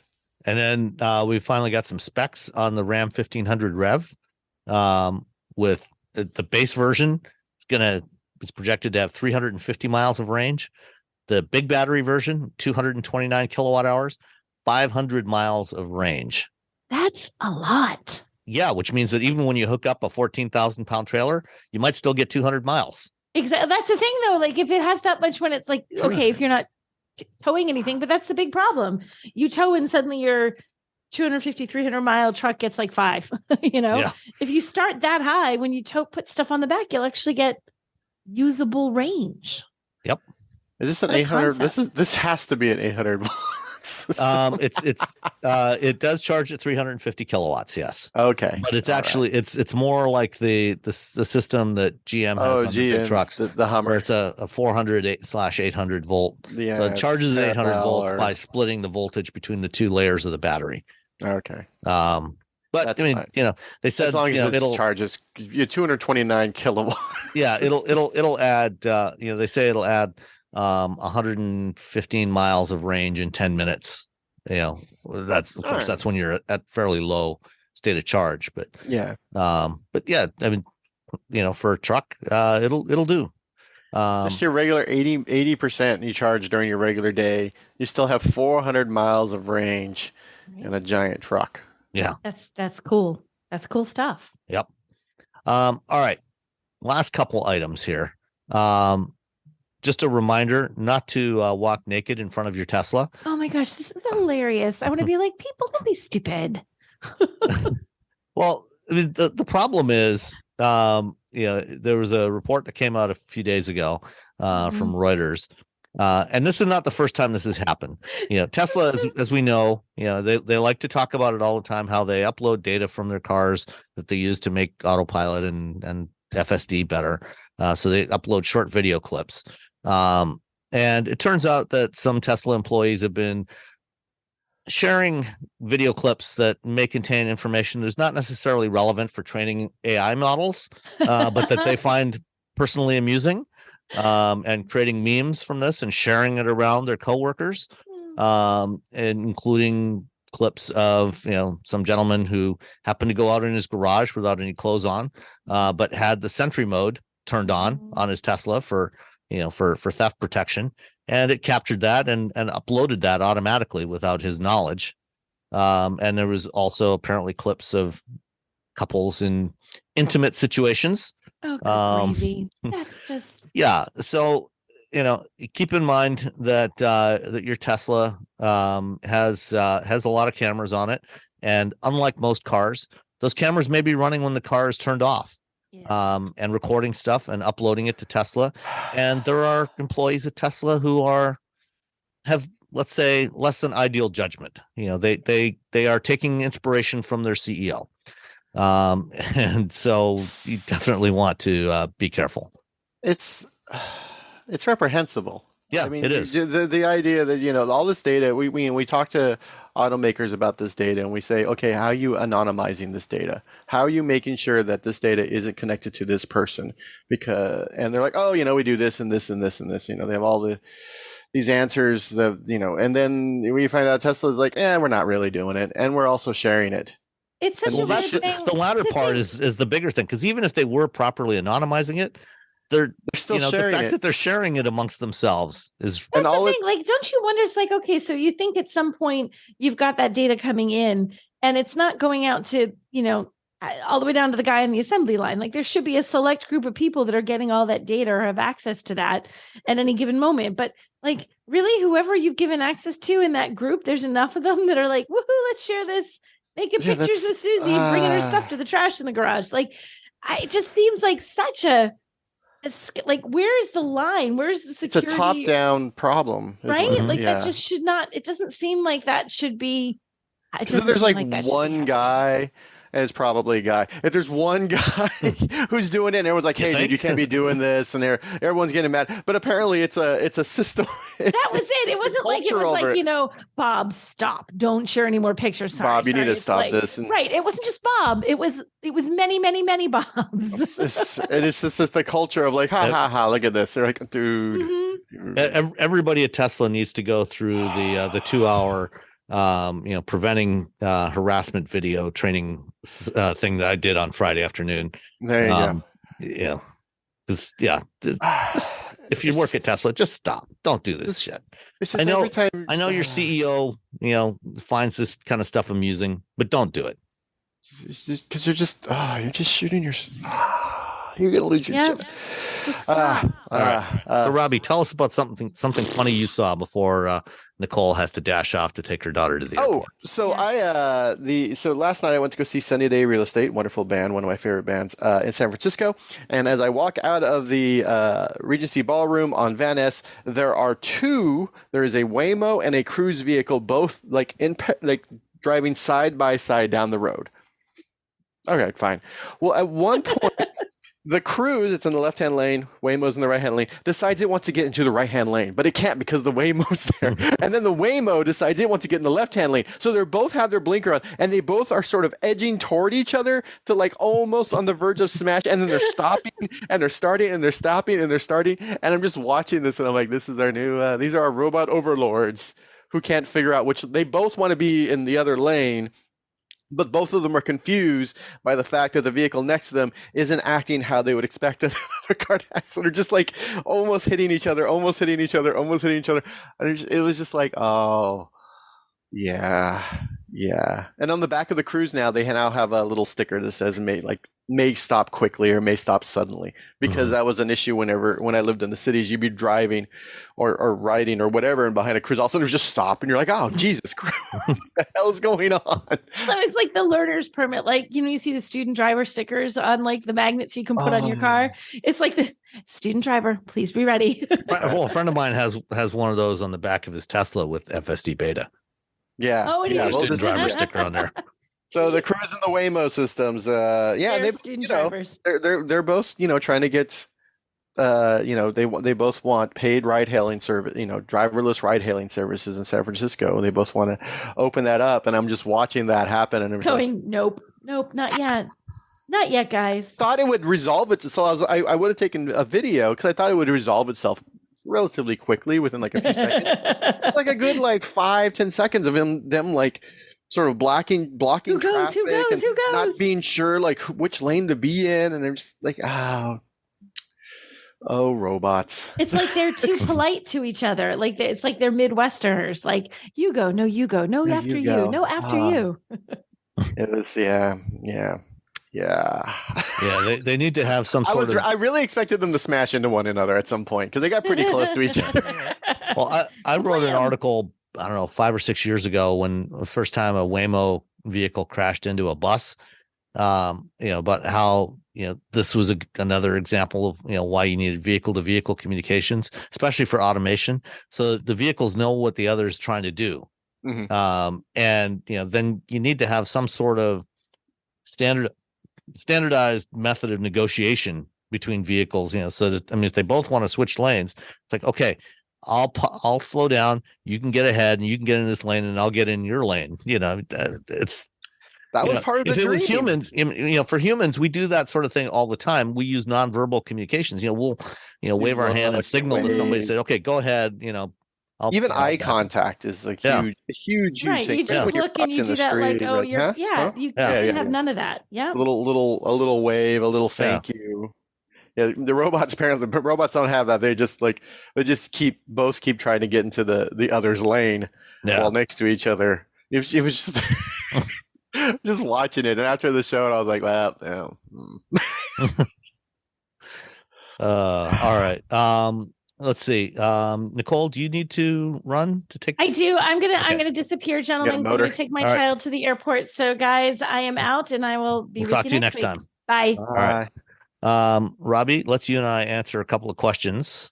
Let's see. Whoa. Rich asked, in the near future, I'll be purchasing a new Toyota RAV4. However, I just came across several articles about car hacks and hackers taking control of cars. Can you recommend any articles, or have you written about this subject? I used to write about hacking. That was like my thing before I was a car journalist. I wrote about hacking all the time. And nothing is hacker proof. So let's just lay down the baseline. Everything in the world can be hacked. You can be hacked. That's how most things get hacked, is through humans. What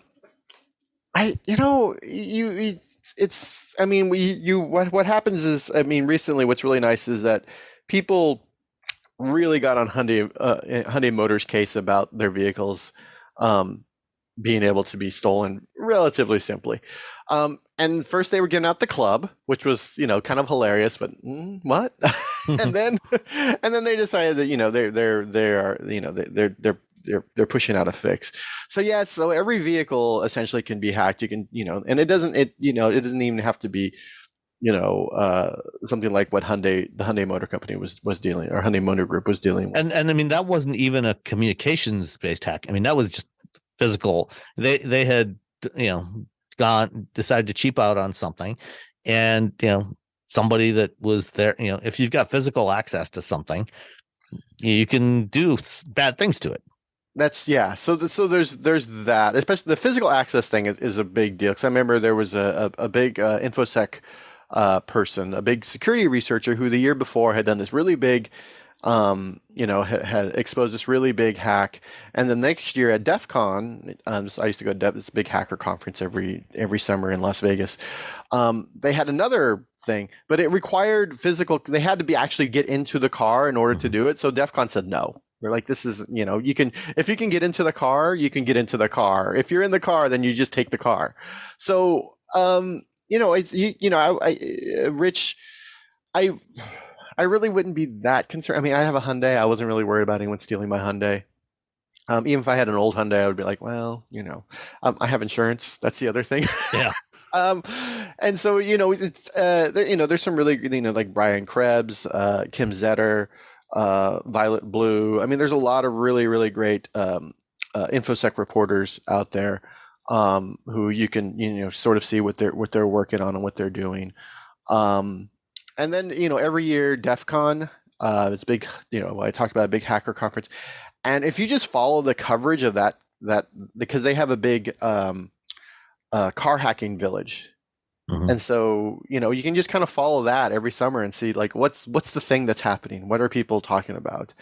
And that can give you, some insight into, how vehicles are being hacked. A lot of it's relay hacking, which is essentially taking your key fob, because your key fob has a little radio in it, and your car has a little like receiver, and they have to be within like a few feet of each other for your car unlocks. Well, you use this like sort of relay. Essentially, you're just sort of boosting that signal in order for the car to think that your key fob is right next to the car, even though it's inside the house. That's really how most people have been stealing cars for the last, I don't know, like 10 years at this point.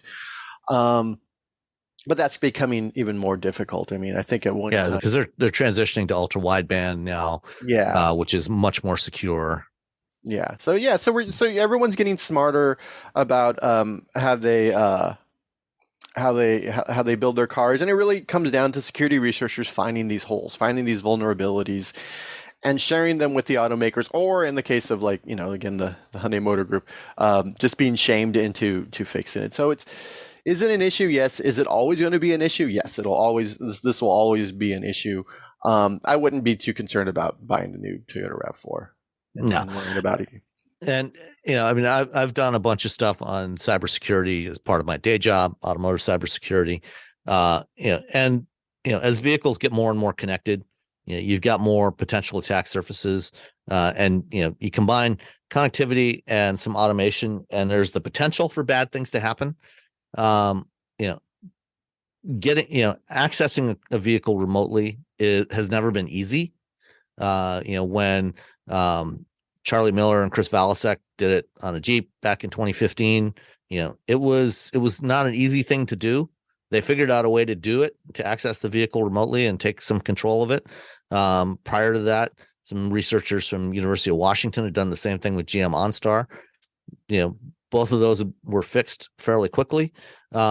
Since then, the auto industry, automakers and suppliers have gotten together. They formed something called an ISAC, Information Security and Awareness Center, or Information Sharing and Awareness and Analysis Center. And there's these ISACs exist in a lot of different industry verticals, and banking and healthcare and aerospace, and there's the auto ISAC, where they have the ability to share information about hacks and best practices and everything. Over the last decade, up until about 2014, 2015, most automakers didn't take the problem too seriously. But since then, they've OnStar really smacked them all in the face. Yeah. So now they do take it much more seriously. They all have internal teams that are focused on building in security from the ground up as they design these systems, which is what you have to do. You have to design it with security in mind. You can't patch it after the fact. And so as they're developing these newer generation electronic architectures and software platforms, they are taking that into account. By the way, Valasek and Miller, the guys who did the Jeep hack, they work for Cruise now. They're in charge of cybersecurity at Cruise. So, they're trying to make sure those vehicles are secure. As you said, you can never guarantee absolute security in a complex system. But, they're doing what they can to make them as secure as possible. The problem is you've got all these pieces, the chain is only as strong as its weakest link. And, if you've got a back-end system, a cloud system that is easily penetrated, that may be the way that somebody gets in and gets access to a whole fleet of vehicles. So you have to secure all of these pieces of it. The only way to make sure that your car never gets hacked remotely is to drive something old that's not connected, like my Miata. Just like Battlestar Galactica. Yeah. Or your Jaguar. Yeah. Exactly. Yeah. And just like BSG. The Ronald D. Moore Battlestar Galactica. The only ship that didn't get killed by the Cylons was the oldest ship in the fleet that wasn't connected. So all right. Next but up. I wouldn't worry about Cylons. Yeah. Leith asked, I'm itching to buy a sporty EV, so I've been slowly tracking what's out and what's coming. I've been driving Corvettes for 14 years, and before that Pontiac Solstices and a Porsche 924. So my true love is the two-seater cars. Well, technically the 924 was not a two-seater, but we'll let that slide. Unfortunately, with USA going more SUV and EVs not lending to smaller, lighter cars yet, it'll be some time until there's options. So to keep myself occupied till then, I've just been tracking what's coming, looking for any feedback on vehicles I might have missed, only looking at cars less than 100,000 and not Tesla. Don't like the looks and interior, don't find them sporty handling, and Elon. So what do you think? This came from the Discord, and he has a nice little spreadsheet, which I am a huge fan of. So you now I want to be your best friend, because I make a lot of spreadsheets for a lot of things, for reporting, for bands, for just random fun. So yeah, I mean in this chart he included in the Discord, he mentions vehicles like an Alpine A110 EV coming in a couple of years. Probably not going to come to the U.S. market. The MG Cyberster, also probably not coming to the U.S. market. Yet the BMW i40 M50, not a two-seater. Fiat 500, a Barth. It might as well be a two-seater. I don't know what those back. I've had a Fiat 500. I don't know why they even have a rear seat in the Fiat 500. Same with the Mini Cooper SE. There's a new generation electric Mini Cooper coming next year.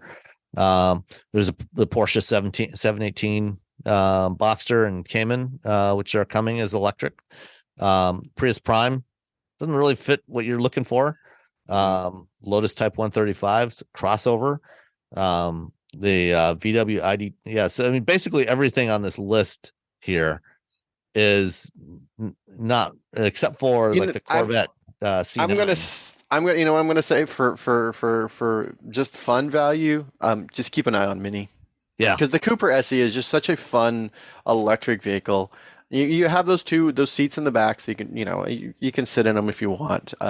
Finding it's just hard to get a two-seater anyway in the United States at this point. Good luck with that. Just in general, I think before it's going to be a while before we see two-seater EVs, just because all the work that goes into building an EV, they're still more expensive than a gas vehicle, and if you're going to have to, so it means you have to sell more, and two-seaters just don't sell very well. That's just. Sadly, that's true. But so I would totally, if I were you, I'd just keep an eye on what Mini is doing. If you have a chance to drive a Leaf, not a Leaf, Jesus. If you have a chance, don't drive a Leaf, because that's the exact opposite of what you want. If you have a chance to buy to drive the Mini SE, the Cooper SE, I think you'll be like, oh. And so if they can keep that sort of feel with their next generation of electric minis, and that's gonna be the fun sort of vehicle. And then maybe someday we'll get a. Well, there's also the Polestar 02, the production. Is it gonna be the Polestar 6? Yeah. I think the convertible. They have the 02 concept, which they showed last year. That's coming as a production model in 2026. That one might fit. We'll see. I don't know if it's going to hit that $100,000 mark. Yeah, that's tough, because Polestars, they're not cheap. They are very upfront there. We do not make we're not cheap. The indicative price of the final car is $200,000. Oh, okay, maybe not that one. But in the Discord, Andy C responded with the Ioniq 6 GT. There's also an Ioniq 6N coming. So that's a sedan. But I mean, that one's going to have basically the same kind of performance you get in the EV6 GT, the Kia EV6 GT, and the Genesis GV60 performance. Leith said no SUVs or crossovers. The EV6 GT, although it is technically classed as a crossover, it's the a EV6 wagon. it's a sport wagon. It's not a crossover. I would definitely take a serious look at the EV6 GT. That one really is fun. It's a really fun, and it has drift mode. So if you find a track or an empty parking lot. Yeah, and then of course next year, we've got the Dodge Charger, the Charger EV coming next in 2024. I just feel like that thing's gonna handle like a brick. We'll see. But there's Alfa Romeo EVs coming in the next couple of years. Those could be very interesting. And also, speaking of Alfa Romeo, I think somebody had asked somewhere, and I don't remember exactly where, about I think it was in the Discord, but somebody had asked about the Tonale platform, the Tonale and Hornet platform, whether, thinking that it was basically the same platform as the Compass. And I actually asked somebody from Stellantis this week, and it's not. It's actually there's some shared componentry, but it is it's bigger than the Compass. It is fundamentally different in a lot of ways from the Compass platform.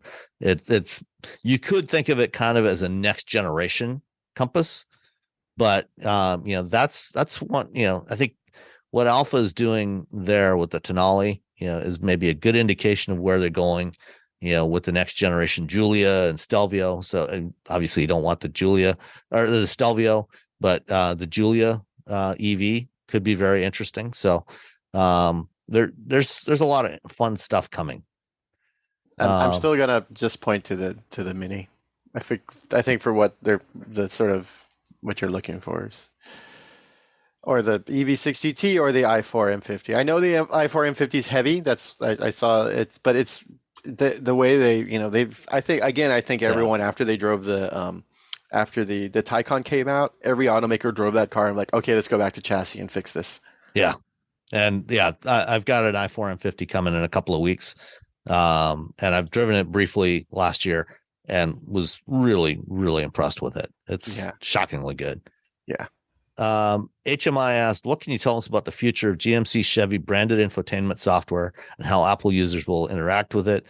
Should I just buy a car with Apple CarPlay today, or will this unknown future be okay for Apple users too?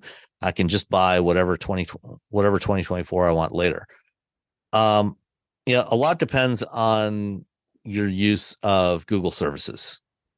If you use Google Maps and Google Contacts and stuff like that, and depending on what apps, what media apps you use, if there are Android versions of it, you'll be fine with the Android Auto version. Because it's only EVs. So if you're talking it's only on the EVs. If you're talking about getting a gas car, you're just you'll have Apple CarPlay for who knows how long, and forever. At least a couple of years. Yeah. But I think if they can get through this EV launch and things don't blow up too much in their faces, then they may decide, okay, we can do this for the gas cars too. But I chatted with GM about this the other day after I wrote an article, and it's my takeaway and my discussion with them they want to make a really, really great infotainment system. But my feeling is like, you should have made the big great infotainment system and then made it so, and then people are like, oh, okay, I'm not using CarPlay anymore because of this. Yeah. Like, MBUX, I've rarely used CarPlay in MBUX. I use it for voice texting, and that's really about it. I'm still using CarPlay in other automakers' cars. So you gotta best MBUX, and then you can say, okay, we're gonna take this away after. But you have to I really think they just jumped the gun on this. I think they could have. Yeah, they should have done it in a different sequence. Yeah. And when I was in New York, I asked a bunch of different automakers about this, and all of them said, basically, we have no current plans to remove smartphone projection. Our goal is, what you just said, is to make our system good enough that people will want to use it. Yeah. Instead of the projection. But none of them wanted to do. Like 5 years ago, Mercedes is like, we want to be better than CarPlay, and we want, and so they've been working on it, and they've been working on it. And so, but they're still offering CarPlay because they know people are still using it, but they don't, none of them want CarPlay, and they don't want phone mirroring in their car. They want to own the whole shebang, but they have to live in the world that they've, essentially they created. Right. Because, part of it, there were two factors. One was they had mediocre software, but it was also running on mediocre hardware. They were running on low-powered microcontrollers that didn't have the performance necessary for what they were trying to do with the software. So the whole thing was just garbage. Notably, my Ford Touch, aka Sync version 2. Oh man, was atrocious because they had software that was running on way underpowered hardware. It crashed all the time. It was slow. That was one of the most notorious ones. And when they replaced it with Sync 3, it got a lot better because they put much more powerful compute hardware on there. It's still not perfect, but it's a lot better than it was.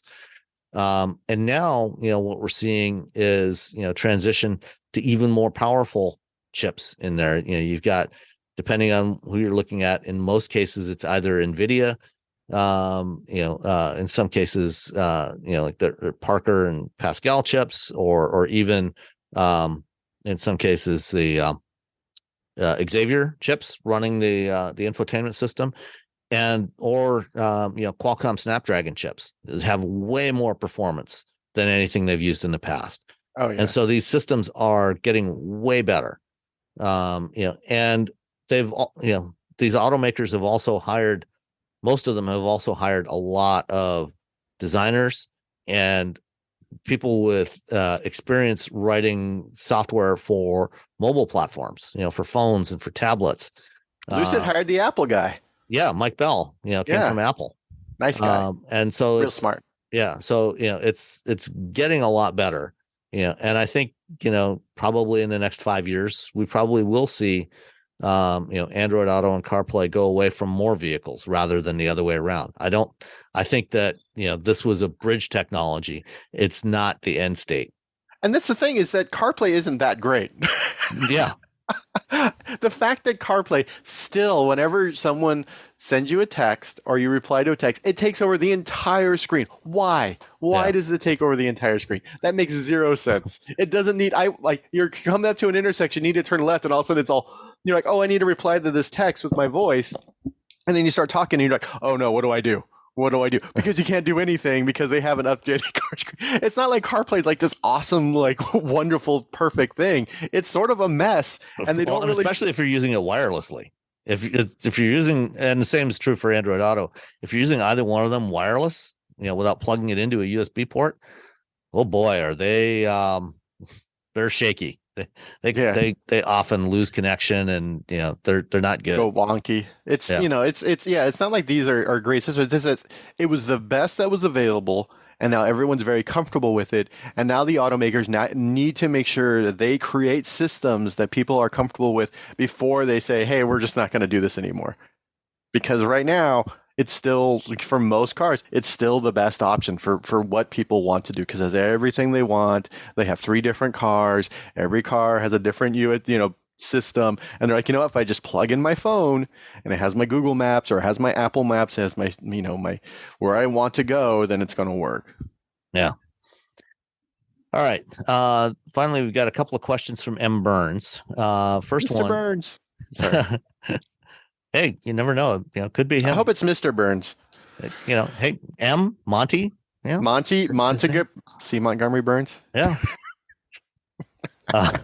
Sorry, M. Burns. We're apparently children.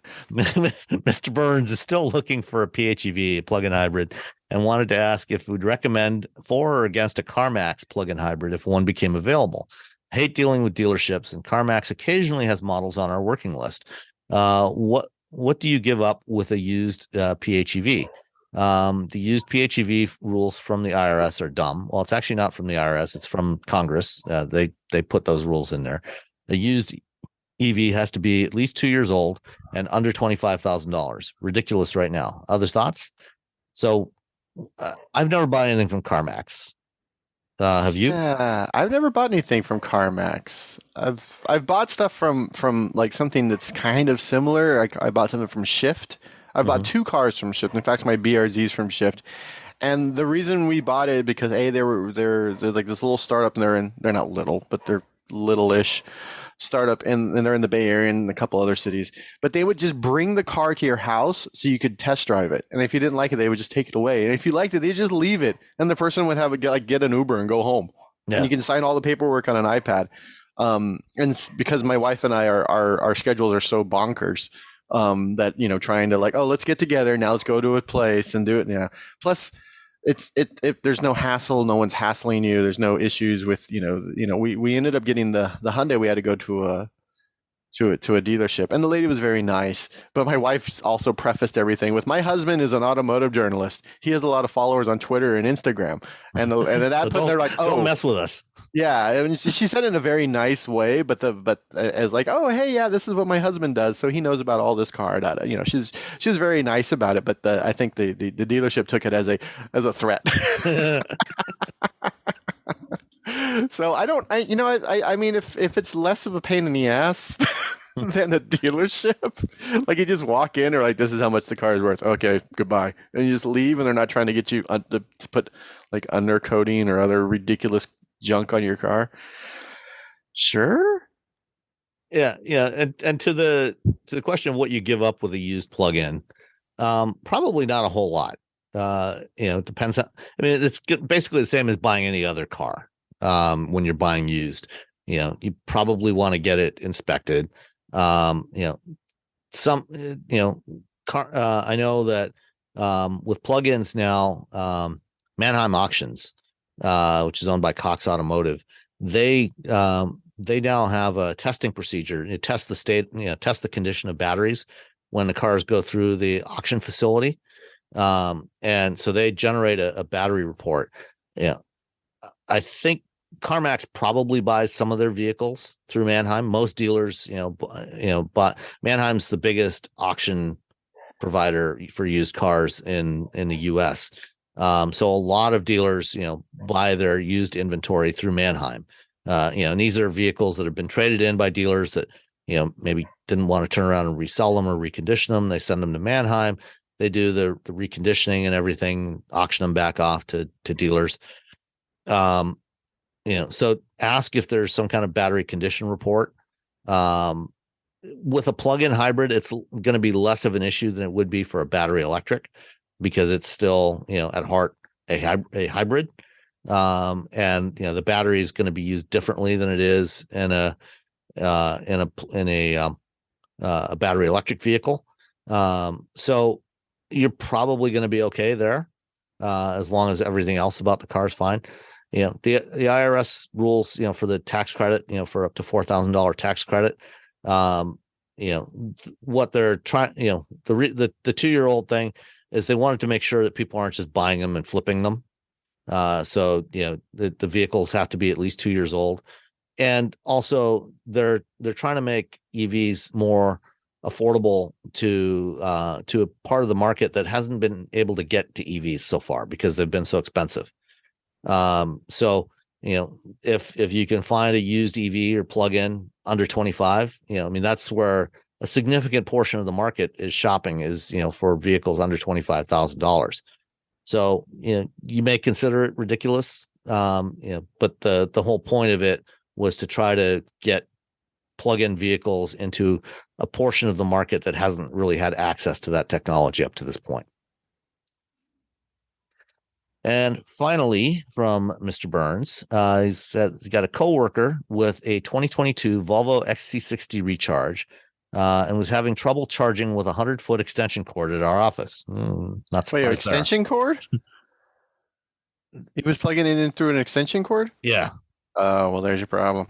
Dealer said extension cords will trip cord breaker. If the 2-gallon gas can and a hike to a station is your IC lifeline in a pinch, why can't an extension cord be the same for an EV if the dealer dumb? So, an extension cord, unless you've got like a really big, heavy duty extension cord, a standard extension cord, is going to have some resistance in it. Yeah, it's going to get all warm. Yeah, it's not a good idea, especially, 100-foot cord, not recommended for, you're pulling a lot of current through there. So from a safety perspective, it's not a good idea to try to charge with a cord that long. I've used shorter cords, like 25-foot cords, to reach from, before I got my charger installed, to reach from where the outlet was in the garage, to vehicles parked in the driveway. But anything more than that is generally not recommended for safety reasons. It's essentially, it's a fire hazard. So yeah. Wait, like what amperage do you think it should, like a 20 amp rated extension cord? At a minimum. I mean, 20 amp, that's a 40 amps is 9.6 kilowatts on a 240 volt.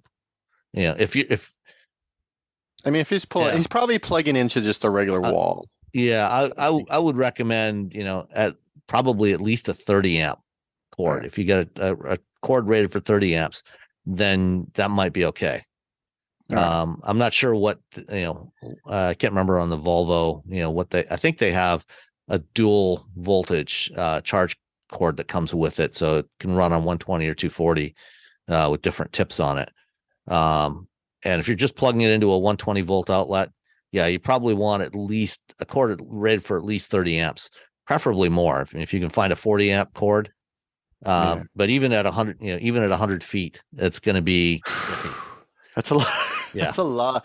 That's a lot of. That's a long way for electricity. I know it sounds ridiculous and it does sound like the dealer's being a dum-dum, but no, that the reality is, even like when you get the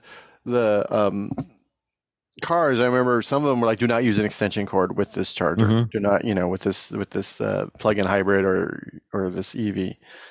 Even the old EVs like the i3 and the e-Golf and stuff. They're like, don't use it. You have to plug it directly in.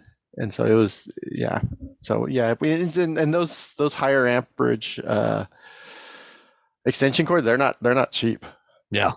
Yeah, I think I got a 60 amp, just like it's only like 6 feet long, and it was like $70 or something like that. Like, you have to start looking on like RVs, like look in the RV section. Yeah. So, it is a genuine safety hazard. Yeah. So, you don't want to be using a 100-foot cord to charge your plug-in. I wonder how hot that cable got. Probably pretty hot. I mean, it's not impossible to melt an extension cord, especially if it's a typical light duty extension cord, like most people use. Really thin one with the 6 little things at the end with the dual prong instead of the grounded prong. Even a standard, grounded cord. I've used those, and you pick up one of those while you're trying to charge a vehicle. It gets warm. Yeah. So it's not a. Yeah, it's not a good idea. The last thing you want is your cord melting or your car catching fire or anything like that. Especially at work. You don't want to be a guy to burn down the office. Yeah. Or maybe you do. I don't know. I don't know what your work environment is. Bill burned down the office. Good job, Bill. I don't know. It'd be like Office Space. Yeah. Let me see. What's a 25-foot heavy duty extension cord cost at Home Depot? Let's see. Indoor or outdoor. Let's see. And then 30 amp. Yeah, so a 25-foot 30 amp. Okay, this is a NEMA L630, so it's a twist lock 240 volt. Which probably is more than what you're looking for, but yeah. Let's see, voltage. Okay, 120. Here we go. You're looking about $50-$60. Yeah, they're not cheap. Yeah, there's one that's $100 for shore power. So that's for again, that's another twist lock one for an RV. Yeah. So it's a bummer that you can't charge it. Apparently, you just can't charge your XC recharge at work. Your XC60 recharge at work because unless you can find an outlet closer, or you're gonna have to find a closer outlet, or just buy a really expensive cable. I mean, how much is gas again? Too much. I mean, if he's in California, it'll probably pay for itself in like 2 weeks. All right. So with that, let's call it a show, and we'll talk to you next week. Bye. Bye. This is your before and after story. Southeastern College can help you prepare for a secure and fulfilling career in the growing healthcare field. We offer a wide range of careers to choose from. So whether you want to be a medical assistant, medical billing and coding specialist, nurse, surgical technologist, or another healthcare career, we've got you covered. Become a vital part of a healthcare team and make a real difference. Southeastern College, your future is bright. Visit sec.edu to get started. O'Reilly! Check engine light on? Take the guesswork out of your check engine light with O'Reilly Veriscan. It's free and provides a report with solutions based on over 650 million vehicle scans verified by ASE certified master technicians. And if you need help, we can recommend a shop for you. Ask for O'Reilly Veriscan today.